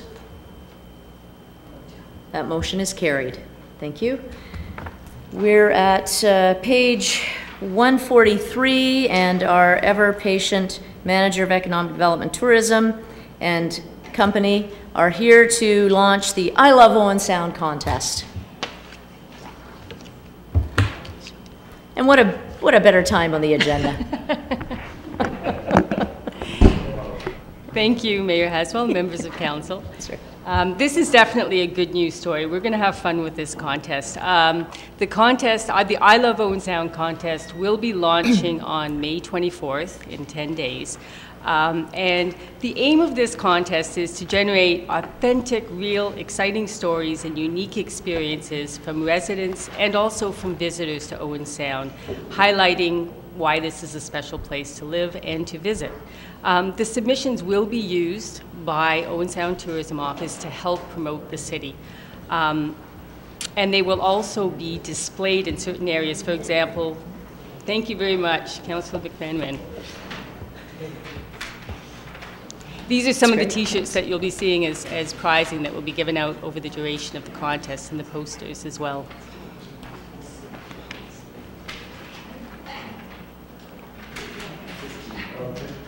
Okay. So when we get the submissions in, some of the video submissions, for example, will be shown on Rogers TV. The Sun-Times is doing a special supplement that will publish a lot of the written submissions and photos, etc. And we're also involved with the Tom Thompson Gallery to hopefully have an exhibit around the city of some of the photos. The contest format, we're trying to cross all medias. It's very much a multimedia thing. We're allowing people to participate through words, pictures, photos, and videos. They could even submit a song or a poem if they wanted, or even a play. And we're dividing it into different age groups. We're opening it to all ages. The small kids of public school age, they're going to be talking about what they did on their summer holiday. They can get a T-shirt too. We're ordering kid sizes. That's great. And the teenagers, we're appealing to their tech sense by asking them to submit videos. And I know somebody who's working on one already about skateboarding around Owen Sound, which will be quite exciting. And also people can submit things in writing, stories, just a written submission. A lot of people will be entering online. We're going to be having a special website for this. but they don't have to either. They can also submit at the tourism office in person if they prefer. The entries will be reviewed by a panel of judges, which will include city staff and representatives from various media. There's a great variety of prizes offered, including camera and video equipment for the teenagers, an Owen Sound experience package for the all ages group, and many, many contributions from community sponsors. As you see from the poster, we could almost have a separate sheet of community sponsors, and we're very, very excited about that because the support we're getting from this for the contest is right across the board. It's from media, it's from cultural organizations, it's from all business groups, and we're very excited about that because I think it helps reinforce the message. This is where you want to live. And I guess just in closing, the contest will be promoted on radio and print ads and online through our social media channels in tourism. We're going to be able to measure the impact of what we're sharing through the social media metrics and insights as well. So that'll give us a really good idea of how people are reacting, how many people are looking at these and getting the word spread and how far. So we're very excited. If your t-shirts don't fit, come back and we'll get you one that does. We have lots. You can wear it to bed tonight if you want. Are there any questions? Councillor Adair. Thank you, Worship.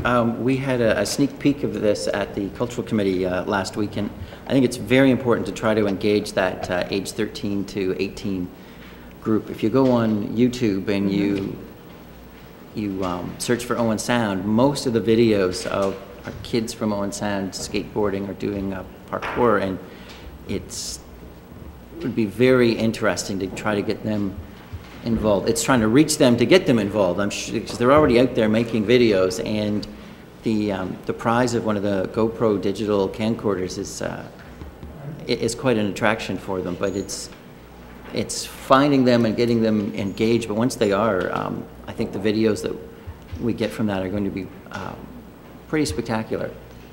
Oh, thank you. And they're going to be very authentic. These are going to be produced by our kids and really spreading the word around. Thank you. And we've lowered that age group, in fact, to 11 to 18 so that even younger people who are with their cameras can enter. The camera that Councillor Adair is referring to, that's the camera that they can attach onto their helmet. And yes. Wow, that's fun. It is. It's great. It is. I've talked to a few. No. A few kids we have talked to already are very excited about that prize. They're it's very wonderful. Motivated, so. What a great concept and what a great idea. And we all hear the stories all the time about people that live here and people that visit here with a story about, oh, Owen Sound, I love Owen Sound, ... So it'll be great to see a lot of these pictures and read the stories and so on. So thank you so much. Thank you. To yourself, to Shelley, for pulling this together. It looks great. Thank you. Thanks for your support, and encourage people to enter. Even tonight when we were hearing the story of the United Way and the bandstand there, that's a typical kind of a wonderful story to be told in a contest like this. So good stuff. Thank you very much. Thank you.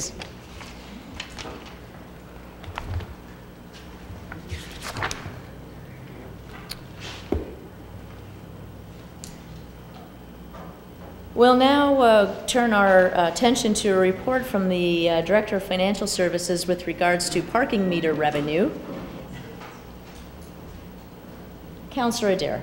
Thank you, Worship. Certainly thank Mr. Ritchie and our Finance Department for preparing this on fairly short notice. I would certainly move that we receive this, and the information from this will certainly inform our decisions later this evening. We have two fairly major parking issues coming up that this will give us some financial guideposts, so I would move that we receive the report. Okay, motion to receive. Councillor McManaman and Mr. Ritchie. Well, thank you, Worship. Question, the recommendations that are, or not analysis that's contained in this report to the city manager, am I correct in saying that the new position that we just discussed would be the person responsible for analyzing and implementing this discussion? Again, my question is, how do we go from the analysis to actually implementing? I would suggest that a report of this nature to be as comprehensive as it has to be. Will go across a multitude of departments at the city and include the parking and bylaw people at police services as well. We are meeting with a provider of meters, ticket spitters, I guess as you guys fondly call them, this week. This is a broad-based subject that we need to look at very comprehensively. We need to do it pretty quickly too, so it'll be done prior to that person being hired in all likelihood. Then on that, who would you say is the lead person or department? Well, because he doesn't have the microphone right now, our financial services director. I have to say that the city manager, I think, has certainly directed this in the right direction in terms of it does cross a multitude of departments, and I think input. It's prudent to have input from all the directors involved, rather than saddling this whole thing on one particular director. And having said that, I'll go to Mr. Ritchie. If you could, just, Your Worship, the one issue that I would say in bylaw over the last number of months has been the problem of it's nobody's problem. It hasn't been anybody's issue to take and take it through those multitudes of departments, whether it's this issue of revenue for parking or it's the issue of meter heads or ticket spitters, and Councillor Adair has had some of that fall on his shoulders, and that's why I asked the question. I just think if we need parking meter revenue to increase with some decisions tonight, if we make some, then somebody needs to decide to do that. And if we're going to get ticket spitters, which we'll discuss later, you know, again, somebody needs to be implementing that. That's the only reason I asked the question, but thank you. Councillor Twaddle. Thank you, Your Worship. In the report, under analysis, it points out that for 3 years, 2008, 2009, 2010, the parking system averaged an annual, the report calls it a surplus, but in fact that was intended to be put into reserves to pay for things like the parking lot we're going to try to deal with a little later. Then it went to a loss in 2011 of $2,300, but it calls that an anomaly, and yet the 2012 budget is for a surplus of $5,000. I don't see a significant difference between a loss of $2,000 and a surplus of $5,000 on a budget that large. And I'm hoping that, you know, we've had 6 or 7 months of this being managed by the police services. I'm hoping that as we go forward, there'll be an analysis of what happened, because at one point there was a business plan for parking that showed increasing revenues based on parking rate increases in order to build the reserves to meet the 20-year capital plan that was outlined 4 or 5 years ago, the last time we did a parking review, maybe not that long ago. So that really needs to be considered and put into a context as we look at going forward. And the thing that concerns me is that we're talking about a significant increase in parking rates that would have to be in place over the next so many years just to pay for the parking lot and the equipment we need. And that would really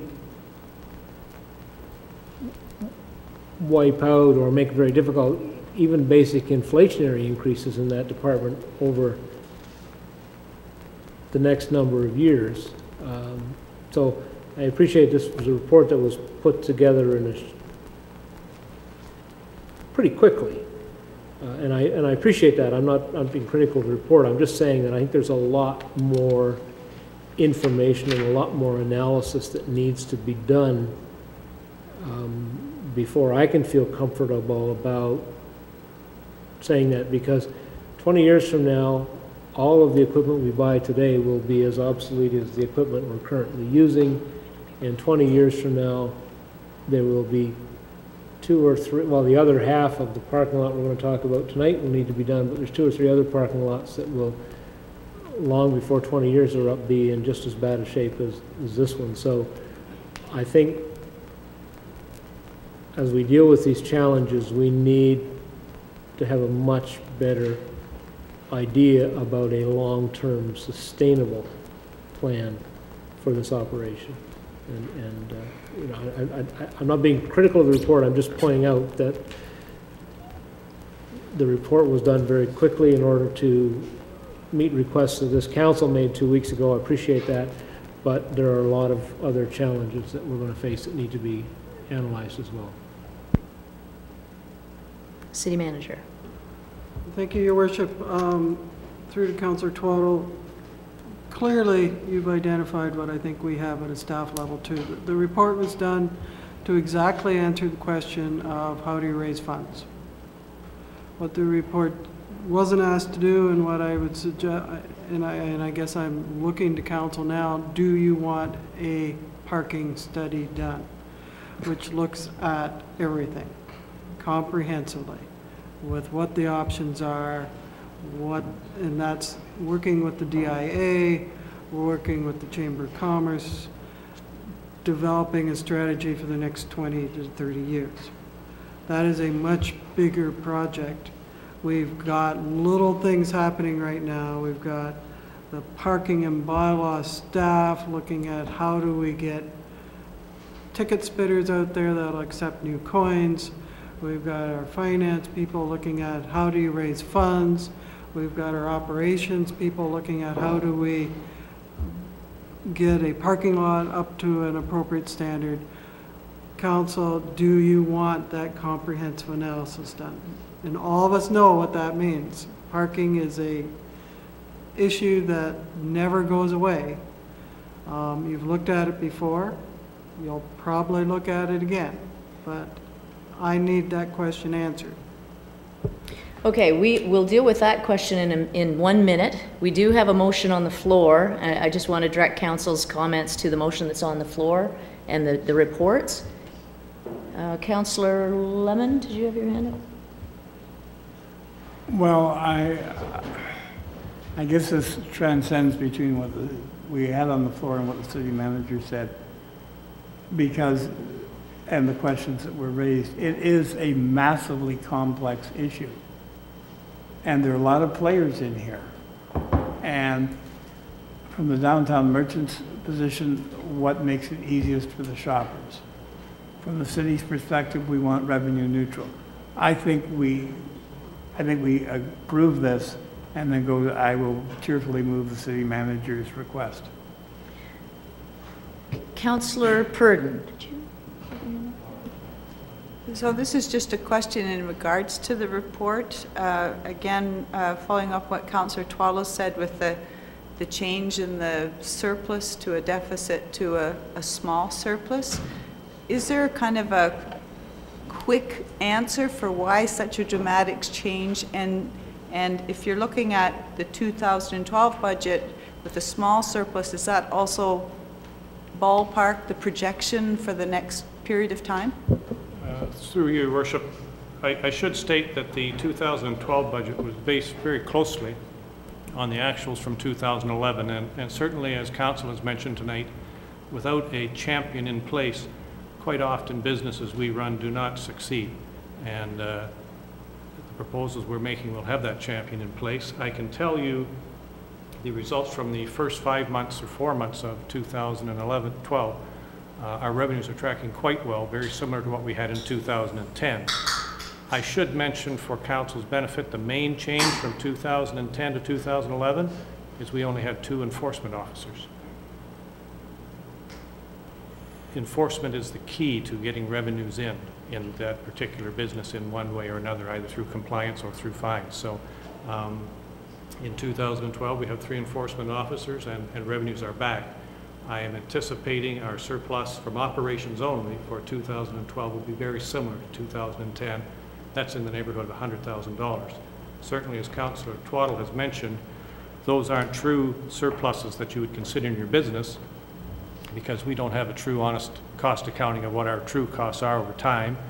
This year, for this budget, we will have that for you based on some estimates from our PSAP accounting.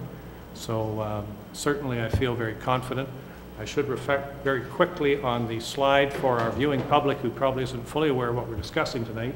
A few of the more important points from my report. We were asked to fund $900,000 that is not in this year's budget.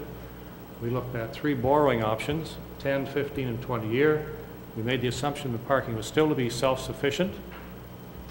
We went on to assume that only the meter rates and the permit rates would fund this increase, not the fines or the tickets.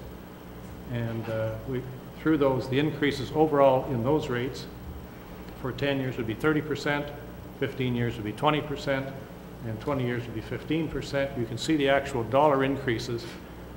Speaks probably, again, as much of what our challenge here is, that to park in our short term, our prime charge parking spots is $1 an hour. Even at a 30% increase, we're talking $1.30 an hour, and I think certainly any of us who park in other municipalities find that is a very reasonable rate. So even though the percentages are fairly staggering, the actual dollar amounts are not. And I go on, if Brianna, if you can just go to the next level down, please. Next steps, and I've certainly put those out here. My colleague is going to give you a report on Lot 5 very shortly. We are meeting with staff from one of the suppliers that would, certainly we don't have any great parking knowledge on this side of the table.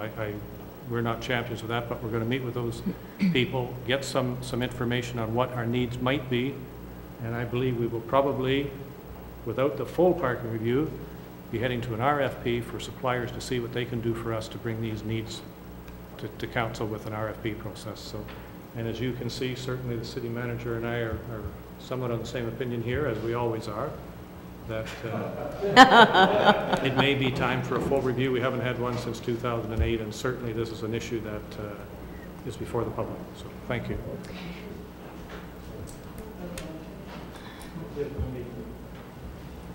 I'm incredibly flexible with our procedural bylaw in that one of the components of our procedural bylaw is that all of us can only speak to one issue one time. But, Councillor McMahon. Thank you for that discretion, Your Worship. To Mr. Ritchie, the 900,000 financing, you were just talking the 30% increase if it was done over 10 years would finance the 900,000. You weren't taking into account any other surplus, basically a break-even system other than that. Okay. Thank you. Councillor Wright. Thank you very much, Your Worship. This report came from the bylaw. The bylaw committee, I believe, has asked for this report because we've been wrestling for 2 meetings for about, I think, maybe 5 or 6 hours over the parking meter heads that somebody in the government decided to change the coins, so therefore the coins won't work in the parking meters and we have to do something about it. We'll be without any revenue, period, is what's going to happen. So something has to happen. I was hoping that this report would come side by side with the minutes of our meeting, because this is going to have a dire reflection on what we do when we get to our minutes. And so when I went back and looked at the motion, it's just to receive the report is all we're doing. So I'm hoping that we'll just receive it and then get on with it so we can discuss the important issues when we get to our minutes of the bylaw committee. Sure. Are you saying to call the question? Yes, I am. Okay. All those in favor? Opposed? That motion's carried. Thank you. Moving on to a Councillor Lemon. Put forward notice that the city manager's suggestion on a parking review. I think at this point it's something we need. The city manager obviously does. And I think we should have, I don't know what the majority of council feels, but I feel there is great merit in that. And I would therefore move. Well, I think I'd like to leave the chair. Who's the acting mayor at this time? Could you take the chair for a moment, please?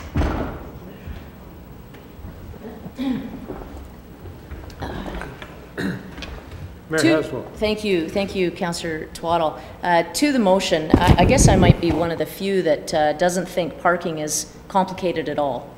I don't think it's a complicated system. I don't think it needs to be a complicated system, and I certainly do not support spending thousands of dollars on a study to study parking on what amounts to about 8 city blocks.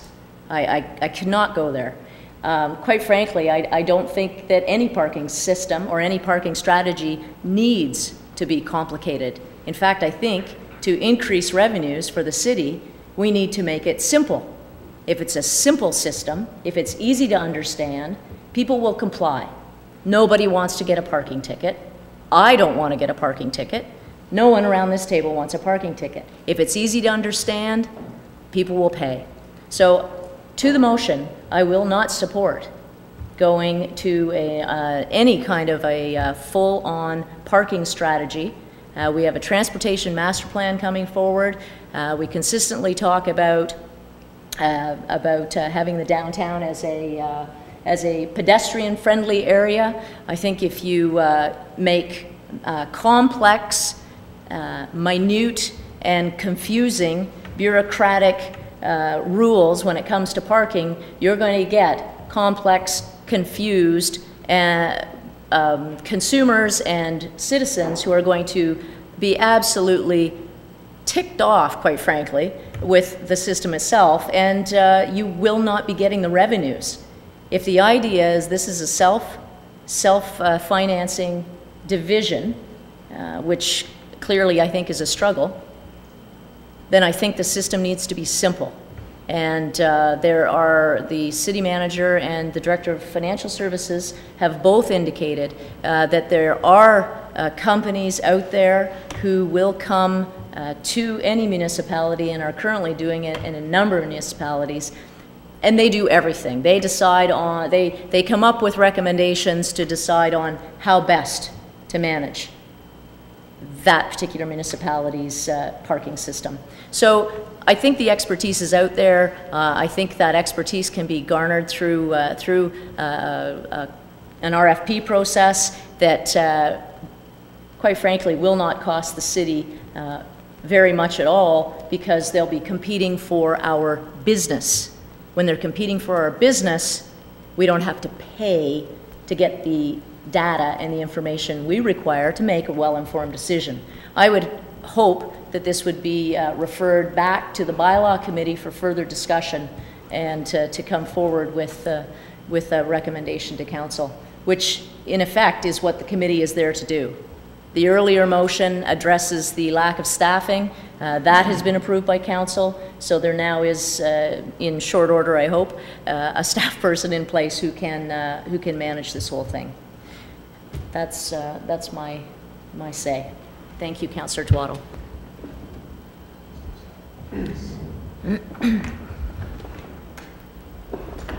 Thank you. Councillor Twaddle.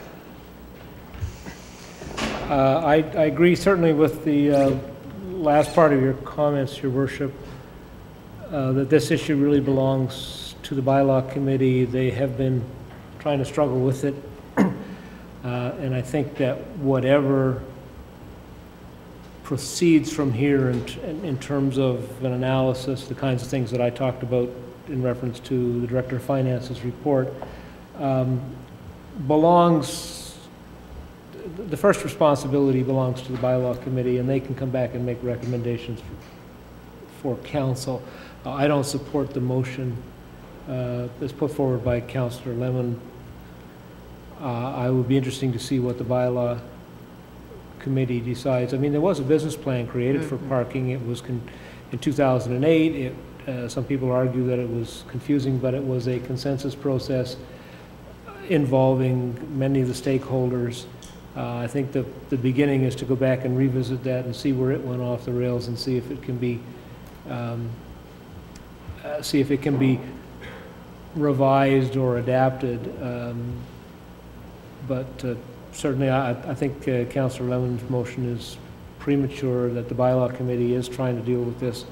We're trying to give them the tools, and I think they deserve that opportunity before we take a decision away from them, or at least a recommendation away from them. Thank you. Any other speakers? What is the motion? Let's be clear on this.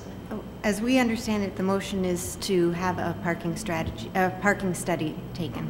Okay. But if Councillor Lemon wishes to clarify. To the mover, that's how you understand? Okay. To the motion, all those in favor?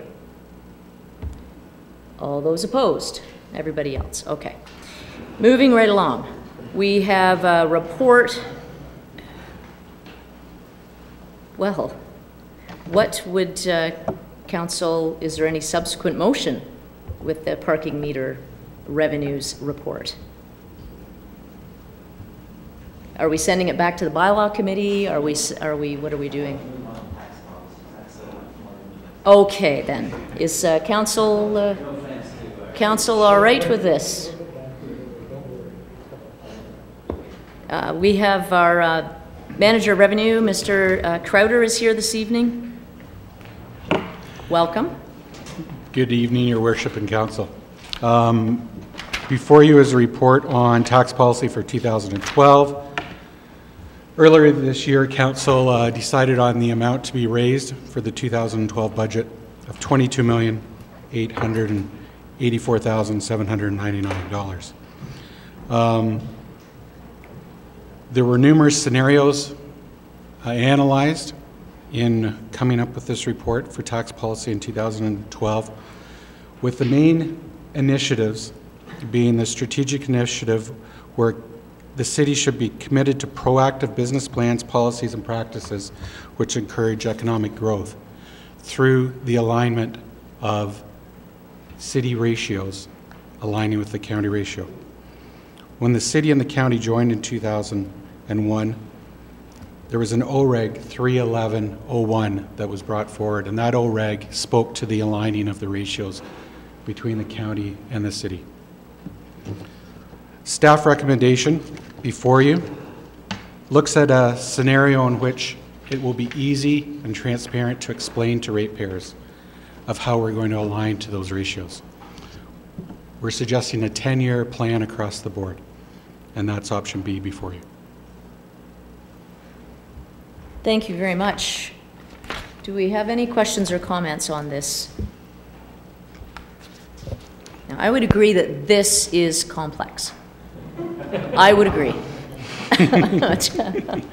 Councillor McMahon. Thank you, Worship. I would move the recommendation and just highlight that quite often Owen Sound is reviewed as maybe not doing things for business. This reduction in the commercial and industrial tax rate, while small and is taking over a period of time, I think is a positive step for business in Owen Sound, and I would move the recommendation.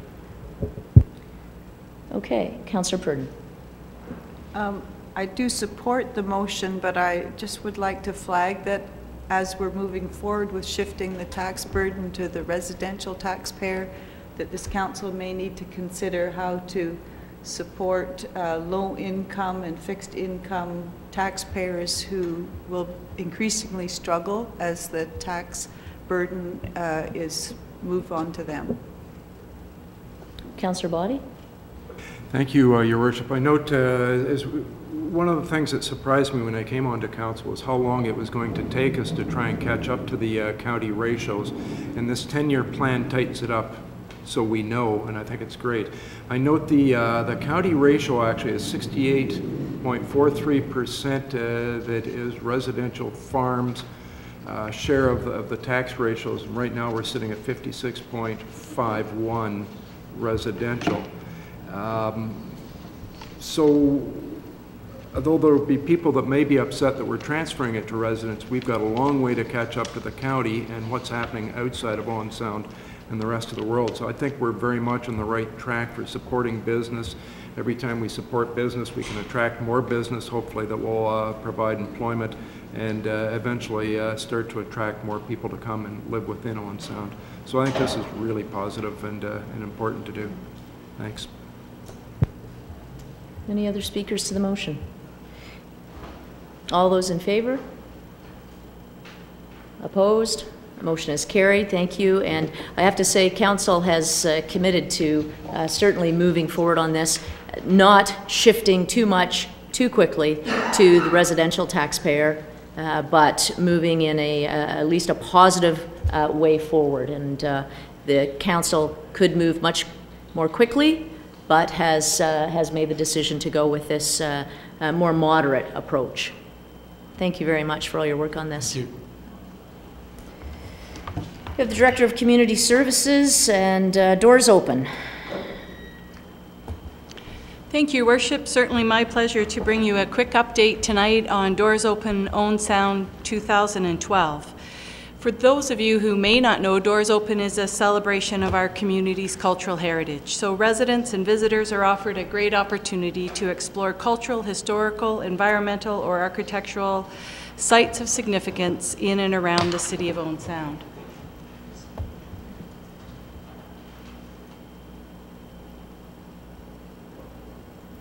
So certainly throughout the province, and Owen Sound's no exception, there's a growing pride in our heritage. And to celebrate this on June 2nd and 3rd, there will be free access to some 18 sites for Doors Open. So the event will take place Saturday, June 2nd and Sunday, June 3rd between 10 and 4 p.m. each day. We have some previous Doors Open favorites, and this year as we celebrate the 10th anniversary of Doors Open in Owen Sound, we have some great new sites this year. So the new sites include the McLean Bed and Breakfast on 9th Street East, the Owen Sound Medical Building, the Family Health Team Building, Rogers TV, as well as the Harrison Park Trail System. So both Rogers and Harrison Park will have guided tours, so you'll be able to have a guided tour at those sites. In terms of popular sites that are returning, we have the Synagogue, Butchert Estate Bed and Breakfast, Central West Side Church, former Christian Science Building, Georgian College, Greenwood Cemetery and Mausoleum, Highland Manor, Ingalls Falls, the McQuay Tannery Senior Center, Moorland Place, which is probably my favorite Doors Open site, Mudtown Pottery, the Public Library, Masonic Lodge, as well as the Tom Thompson Art Gallery. In addition to the doors being open, there's art exhibits, music recitals, and guided tours, as I had mentioned. So in terms of what's happened so far, obviously we've selected the sites. You may have already enjoyed the Doors Open Ontario publication, which came out in the Globe and Mail. We have lots of copies downstairs. If anyone would like a copy, you can come to City Hall. It's a glossy magazine. We've been recruiting sponsorships, and watch for the insert on May 29th. You saw the Shelley Jackson from Tourism redesigned our front cover for this year, so it's new. Watch for that pull out in the Sun-Times on May the 29th. So it will provide all the details around Doors Open, the sites, the times for the special events. We still need a few volunteers for Doors Open, so you don't have to be a heritage expert, you just need to bring some enthusiasm. Certainly our volunteers, like many of the things we do in the city, are critical to the success of the event. So if you have time and would like to donate 3 hours, either on Saturday, June 2nd or 3rd, talk to Sandra Parks in our Community Services Department. That's great. Another great event, and the brochure that was circulated in the Globe and Mail is quite a testament to the great heritage resources that we have here in the city. Congratulations to Community Services and Heritage Planning Coordinator for bringing this together. It's an awful lot of work, and I know that it's going to be a very busy weekend. So thank you very much for that. We have a report from the community planner with regards to site plan approval at 1613 9th Avenue East. Oh, City Manager. Thank you, Your Worship. I just noted that Brad is driving back down to London tonight because he's in a course this week, so I wonder if we could move his reports up with permission. Depends on the recommendation, no. I don't think any member of council would have an argument with that. That's a long drive. So thank you. We'll bring, that is, help me out here, report number 12. Page 199. to 207.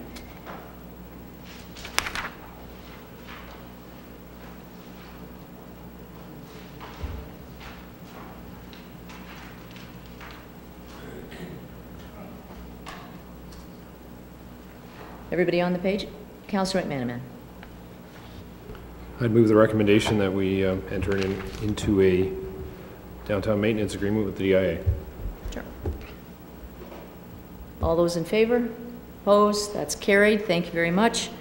Now, was there another report on here that we may require? Number 18, I was thinking 13, 18. Okay, I'm going to ask council if we can deal with items 13.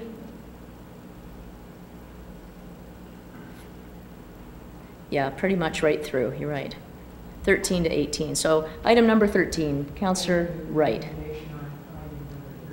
Okay, all those in favor? Opposed? That's carried. Report 14. This is with regards to the closed Juneau landfill. Councillor Body. I'll move report number 14. Thank you. All those in favor? Opposed? That's carried. Thank you. We have a report from engineering assistant with regards to the YMCA Scenic Spring Cycle.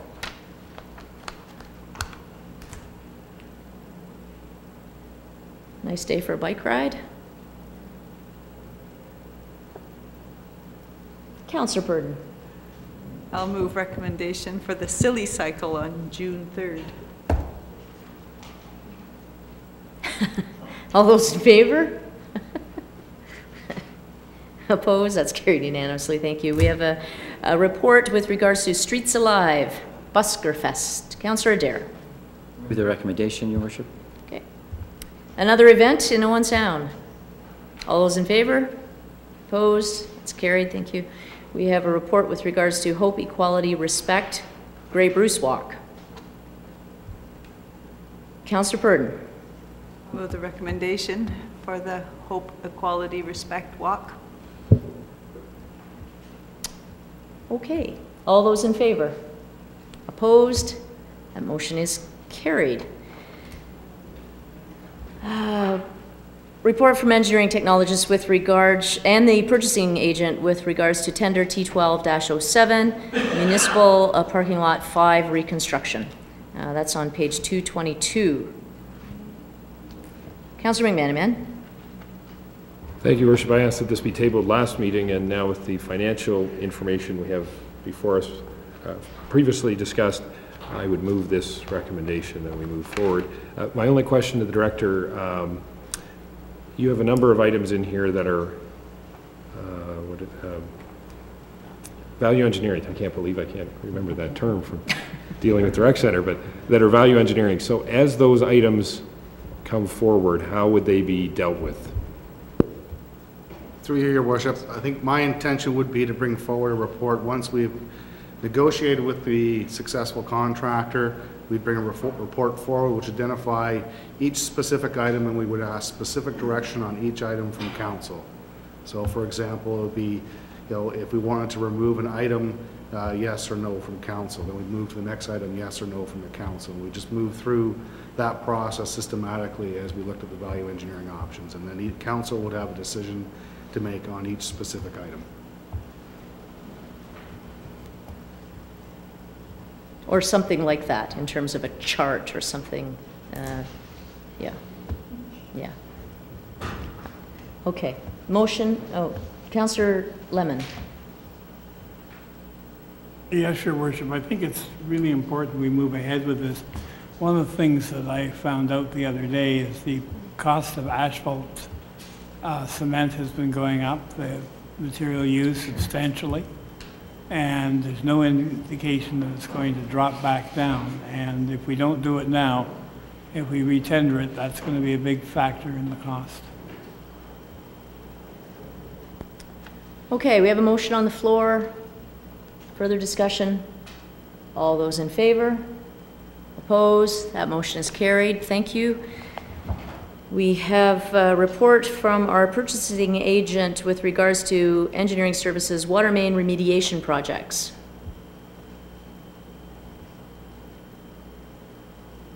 Councillor Body. Having just sold a family home at the corner of 4th Avenue West and 5th Street, I'm quite happy to move the recommendation that they start working on the sewers and the water on that street heading south from there. Okay, all those in favor? Opposed? That's carried. Thank you.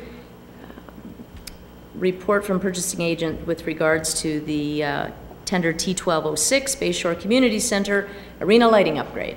Councillor Wright. Thank you. Councillor Lemon? Yes, when I looked at this, there was a line in there that really bothered me. And it had to do with talking about the type of lighting, saying it was similar to the lighting that they're taking down. The lights will be replaced with a similar system, but with better illumination. And my question, through you, Your Worship, to the director, is did we look at alternate new lighting systems which significantly reduce the amount of power needed for the generation of the kind of lights that we need? Yeah, two issues. Actually, when we originally took those lights, they were from the original arena. Certainly the lights that we'll be providing now will be newer lights, more energy efficient, but they will definitely be providing better illumination within the ice pad, which is our premier facility for events. And the new proposed lighting fixtures are how much more efficient than the ones we have there, do we know? I don't have that specific number in my available to me right now, but which technology is it we're using? It's the same sodium. I think there's sodium. I can't remember that chemical name, but yeah, sodium halogen lights. So very similar to what's existing now, but the technology is much more efficient. I think it's sodium halide, isn't it? Sodium halide, yeah. Halide, yeah. Sorry, I didn't. Yeah, it's okay. Okay, thank you. I just want to make sure we're using the best. Just the way that's phrased is like we're going to use the same type of lights we were using 30 years ago. I think the intent there was just to give council some confidence that the lighting system would be very similar to what you've been used to, and that it wouldn't be a radical change. All those in favor? Opposed? That's carried. Thank you very much. You would like to say something? Yes. Of course. I think we missed report number 20, I believe. Yes, and I'm getting flagged by the clerk as well. Was it 20 or 19? Yeah, I believe it's the engineering services. Request for quotes? Report 19. Remediation, yes, because Councillor Body spoke to the 4th Avenue and 5th Street. So yes, thank you. So we do have a report with regards to RFQ 12-15. What is council's wish?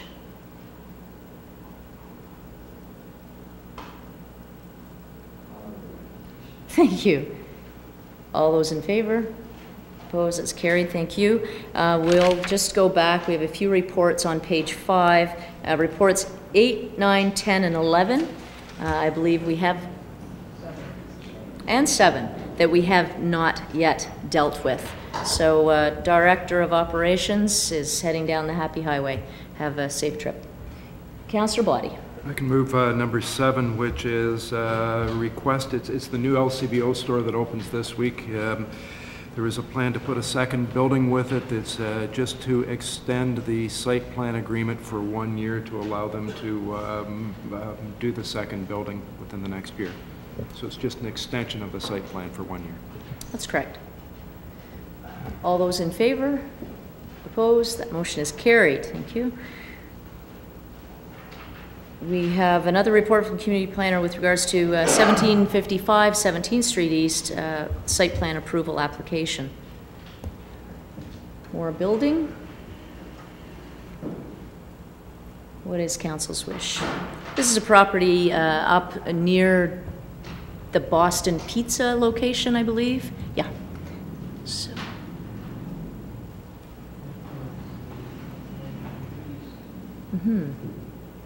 Councillor Twaddle.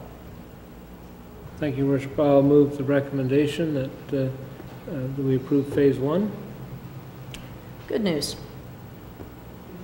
Site A of Phase 1, I guess I should say. Okay. Yep. To the motion, Ms. Coulter. Sorry, Your Worship, the first part of the recommendation looks for approval in principle to the overall site plan and then specific approval to parcel A, thank you. That's the intent? Thank you. All those in favor? Opposed? That motion is carried. Thank you. We have item, again, from the planner with regards to condominium approval for Victoria Towers at 825 9th Street West. Councillor McManaman. Thank you, Your Worship. I would move that we give final approval for this to conversion to condominium for Victoria Towers. Okay. Questions? Discussion? All those in favor? Opposed? Motion is carried. Thank you. We have a report similar in terms of final condominium approval for Elizabeth Towers, 978 8th Avenue West. Councillor McManaman? I'll move that one as well, Your Worship. Thank you. Any discussion? All those in favor? Opposed? That motion is carried. I believe we have, I'll ask the clerk to help me here. We've gone through all of these reports. Number 13? Report 11. Report 11. Thank you. This is a planning report. This is an application for rezoning at 1835 3rd Avenue East. Councillor Twaddle. Yeah, I would move that we proceed to the public meeting. Thank you. All those in favor? Opposed? That's carried. Thank you. And we've done these. So we're at minutes of boards and committees for approval. We have the special council meeting, a strategic planning session, some minutes there, financial advisory, community planning and heritage, accessibility bylaw, operations, economic development, tourism, Friends of Harrison Park, and Owen Sound DIA. What is council's wish with those boards and committees? Councillor McManaman. I would move all those minutes, Your Worship, and if I might just highlight the bylaw committee minutes, which, if we haven't discussed that enough already, parking, the recommendation from the committee is that when we issue an RFP for a new system of ticket spitters throughout the streets, removing the parking heads and going with pay and display machines, I guess is a better way of saying that. And if this is approved tonight, it would authorize staff to issue RFPs to that effect and come back to council with the results and analysis of it. But I'll move all the minutes, Your Worship. Okay. Okay, to the motion. All those in favor? Opposed? Motion is carried. We have in-camera minutes for approval from April 30th. Councillor Lemon? Motion. We have a prepared Oh, we have a motion here. prepared one, but go ahead with the prepared one. You don't? We don't? In that case, I would... Thank you, Councillor Lemon. You just go right ahead. Absolutely. In that case, I would move to approve the in-camera minutes of April 30th. Thank you. All those in favor? Opposed? That's carried. Other business. There were no items of other business. Thank you. Yeah.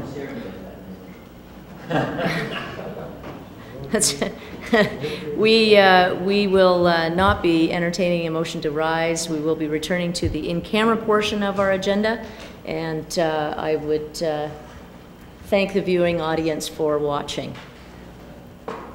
Good night.